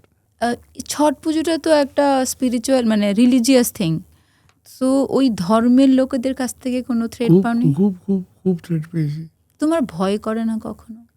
ভয় করে না যে তা নয়, তবে আমি তো মোটামুটি ওইটাকে ওভারকাম করতে পেরেছি। মারটার খেয়েছি, করেছি মোটামুটি। ওই যে ধর্মের সার বলে না, আমি ওটা ধর্মের সারের মতো হয়ে গেছি। তো এই যে ছট পুজোর, ওটা কি ছট পুজোতেও মানে ওই এটা জলটা নষ্ট হয়ে যেত? জলটা নষ্ট হয়ে যেত, স্ট্যাগনেন্ট ওয়াটার তো। আমি বলি যে না, জলে ফেলো না, তুমি সিম্বলিক করো। তারপরে পুজোর সাথে ওরা ওখানে বাজি ফাটানো, ব্যান্ড বাজানো, তারপরে তোমার ফানুস ওড়ানো, তারপরে ওখানে তো ওপেন এয়ার ডেফিকেশন হতো, পায়খানা করছে। অনেক বছর ধরে আমাকে ওটা করতে হয়েছে। কিন্তু আমি মানে it is a process of learning to be. আমি শিখেছি। আমি যে একটা মুখ্যসূক্ষ্ম মানুষ, তো আমার এইসব কাজের মধ্যে দিয়ে আমার একটা শিক্ষা লাভ হয়েছে বা হচ্ছে। তুমি বললে ছট পুজোর মামলাটা এখনো সুপ্রিম কোর্টে চলছে। সুপ্রিম কোর্টে ওই যে গভর্নমেন্ট যেটা পিটিশনটা করেছে সেটা এখনো নিষ্পত্তি হয়নি। আমি করে তো এখানে জিতেছো, বন্ধ হয়েছে। স্টেট এবং তার সহযোগীর কিছু লোক তারা সুপ্রিম কোর্টে গিয়ে আমাকে পার্টি করেছে, কেন আমি তো এখানে মূল মামলাটা। আচ্ছা, তোমারটা কলকাতা হাইকোর্টে ছিল? আমারটা কলকাতা হাইকোর্টে, ওরা সুপ্রিম কোর্টে পরিবেশ আদালতে ছিল। ওরা সুপ্রিম কোর্টে যে ওটাকে স্টে চেয়েছে, দেয়নি। ও দেয়নি? তো এটা কত বছর ধরে চলছে কেসটা? এটা তো বছর 3-4 হয়ে গেল চলছে এখনো। এছাড়া আর কি চলছে সুপ্রিম কোর্টে? সুপ্রিম কোর্টে আরেকটা তো নিষ্পত্তি হয়ে গেল খুব শিগগিরই। আরেকটা RSD মানে রিমোট সেন্সিং ডিভাইস দিয়ে চলছে, আমি পার্টিসিপেট করছি না। সেটা হচ্ছে গাড়িতে যে ধোঁয়া, সেই ধোঁয়া মাপার একটা যন্ত্র, অটোমেটিক যন্ত্র, রিমোট সেন্সিং ডিভাইস বলে RSD। সেই মামলাটা আছে এখনো। সেটা কি শুধু পশ্চিমবঙ্গের জন্য তুমি করেছিলে? আমি তো পশ্চিমবঙ্গের জন্য, যেহেতু ক্যালকাটা হাইকোর্ট বা পরিবেশ আদালতে করেছি, সেটা এখানকার জন্যই করেছিলাম। কিন্তু ওটা অল ইন্ডিয়া পার্সপেক্টিভে কেউ গিয়ে সুপ্রিম কোর্টে করে দিয়েছে, কিন্তু আমি সেটাতে পার্টিসিপেট করছি না। করছো না? তো তোমার হয়ে কেউ যাচ্ছে? অনেক এক্সপেন্সিভ। ওখানে লয়ারদের অন্তত পার ডে অ্যাপিয়ারেন্স দিয়ে দেবে 25,000, 50,000 টাকা। সেটা তুমি লড়ছো? আমি তোমার বাজি দিয়েছিল, শব্দ দূষণ, বাজি ফাটানো। সেটা কি শুধু পশ্চিমবঙ্গের জন্য ছিল না? না, আমি তো পশ্চিমবঙ্গ থেকে গেছি, সারা ভারতবর্ষের থেকে হচ্ছে। এই যে 2 ঘন্টা 4 বাজি ফাটাতে পারবে, গ্রিড বাজি, এগুলো ফালতু। আমি সে কোর্টে সবাই বলেছি এগুলো, কিন্তু কি হয়েছে, আমি আর খেয়ে হারিয়ে ফেলেছি। কত তো করছিলে, করছো, আর পারা যাচ্ছে না। গ্রিন বাজিটাকে তুমি গ্রিন বাজিটা ভোজবাজি, সোনার পাথর বাটি হয় না, গ্রিন বাজি বলে কিছু হয় না। তো করলো তো গভর্নমেন্ট থেকে, দিল্লিতে তো বললো এটা ফাটানো যাবে। ওটা তো এটা জাস্ট লোক দেখানো, এটা কামাফ্লেক্স আর কি, লোক দেখানোর জন্য। তোমার অনেক কাজ করেছো আমি জানি, আরো তোমার মানে ভবিষ্যতে আর কিছু পরিকল্পনা রয়েছে বা তোমার কোনো? আমি কোনো পরিকল্পনা করে কিছু করো না। যেটা পরিকল্পনা করবো, আমার মাথায় তো কাজ করে না, এটা হেডলেস পারসন। সুতরাং যখন যেটা মাথায় আসে বোকার মতো করে ফেলি। তুমি ধরো একটা সময় তো শারীরিকভাবেও আমরা একটু থকে যাই, মনে হয় না এখন আমি পারছি না আগের মতন এত দৌড়ঝাঁপ করতে। তো তুমি তোমার কোনো টিম তৈরি করেছো যারা তোমার বিহাফে গিয়ে কাজগুলো করতে পারে? টিম তৈরি করা যায় না, কে কাকে তৈরি করবে? আমার ছেলে আমাকে খুব অ্যাসিস্ট করতো, সে বিদেশ চলে গেল, বিদেশি নাগরিকত্ব নিয়ে নিল, কী করে হবে? আমার ছেলেকেই যখন পাইনি, আর কাকে পাবো বলো? আর কাকে পাবো?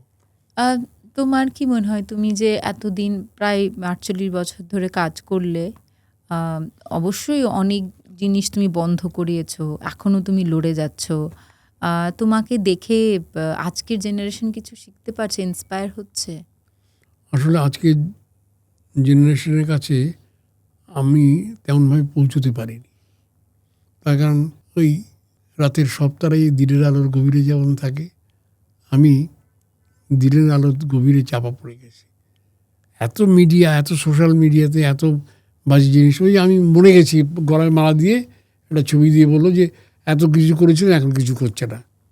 হ্যাঁ, এই সমালোচনা আলোচনা আরম্ভ হলো। সুতরাং এই যে নেগেটিভ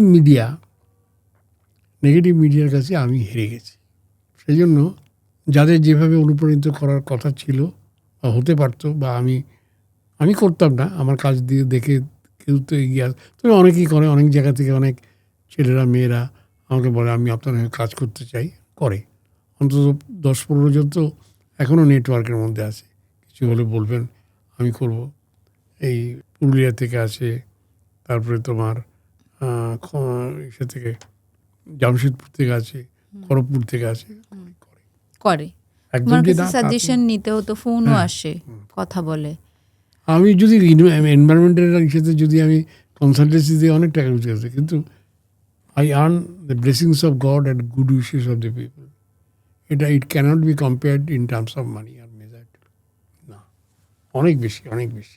এত কিছু কাজ করো, তার মাঝখানে আমি জাস্ট, তুমি যখন একা থাকো, তুমি মানে পশুপ্রেমী, পরিবেশ না, আমি একা থাকি, আমার সবসময় মাথা ঘোরে কিছু না কিছু। আমি I get the points through dream. আমি স্বপ্ন দেখি, আমার তো অত বুদ্ধি নেই, কিন্তু আমাকে কে বুদ্ধি জোগায়, আমি স্বপ্নও দেখি যে এটা আমি করছি। কতদিন দেখি আমি কোর্টে পৌঁছতে পারিনি, কান্নাকাটি করছি। হ্যাঁ, আমার ফাইল পৌঁছোয়নি বা ফাইল নিয়ে যেতে পারিনি, বা আমি কোর্টের কাছে বকুড়ি খেতাম। কিছু বিচ্যুতি হলেই, হ্যাঁ, মানে কিরম জানো তো, সেই মানে কী বলো, স্নেহের বকুনি খেতে। খুব। তারপরে আমিও কোর্টকে অনেক উল্টোপাল্টা কথা বলেছি। কোর্ট আনরিজনেবলি আমাকে বলছি, ইউর ওয়েস্টিং কোর্টস টাইম, মানে your lordships are paid to hear us, বাজে কথা বলেছি। কিন্তু একটা ভালো লয়ার কি সুন্দর বলেছিল, মাই lord, I have a professional obligation two see that my client is properly represented before your lordship. কিন্তু সেটা বলতে পারে, তার কারণ সে তো ক্লায়েন্টের হয়ে পয়সা নিয়ে কাজ করছে, কিন্তু কারো হয়ে পয়সা নিয়ে কাজ করি না। আমি সেই কথাটা বলতে পারিনি। আমি বলেছি, your lordships are paid to hear us, chief justice Calcutta হাইকোর্টের। এবং তারপরে সেকেন্ড হাফে যখন হবে, আমি বাড়িতে ফোন করে দিলাম যে আমাকে কিডস ফিস পাঠিয়ে দাও, আমার জেল হবে আর কি, সিভিল ইমপ্রিজনমেন্ট হবেই।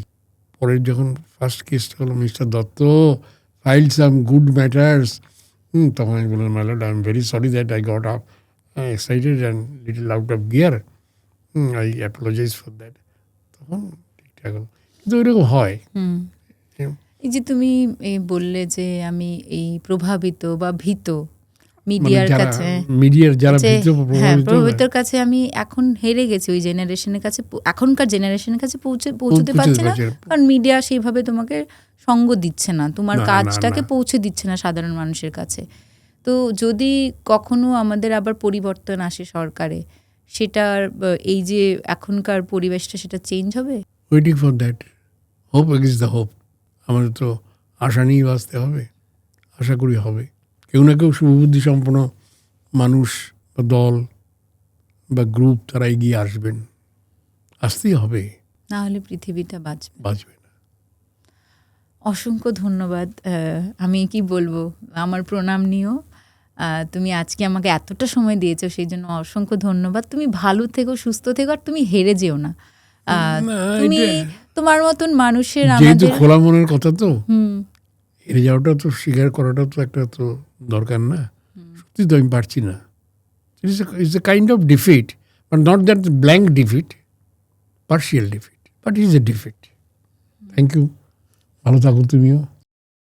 একজন 77 বছরের মানুষ যদি তার জীবনের প্রায় 48টা বছর আমাদের চারপাশটাকে, আমাদের পরিবেশটাকে ভালো রাখার জন্য কাজ করে যেতে পারেন নিঃস্বার্থভাবে, তাহলে আমরা কেন পারবো না?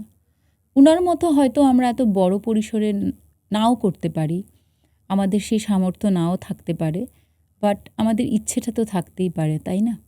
আমরা যদি, আমার মনে হয় খুব ছোট ছোট পদক্ষেপে আমরা এগোই, আমাদের বাড়ির আশপাশটাকে ঠিক রাখার, ভালো রাখার চেষ্টা করি, তাহলেও মনে হয় সমাজে অনেক পরিবর্তন আনা যায়। খোলা মনের আজকের পর্ব এখানেই শেষ করছি। আপনারা সবাই ভালো থাকবেন, সবাইকে ভালো রাখবেন। আর আমাদের এই পডকাস্ট যদি আপনাদের ভালো লেগে থাকে তাহলে লাইক করবেন, শেয়ার করবেন, আমাদের চ্যানেলটিকে সাবস্ক্রাইব করবেন, আর আপনাদের মতামত জানাবেন আমাদের কমেন্ট সেকশনে। আপনাদের কোনো সাজেশন থাকলে সেটাও জানাতে পারেন। নমস্কার।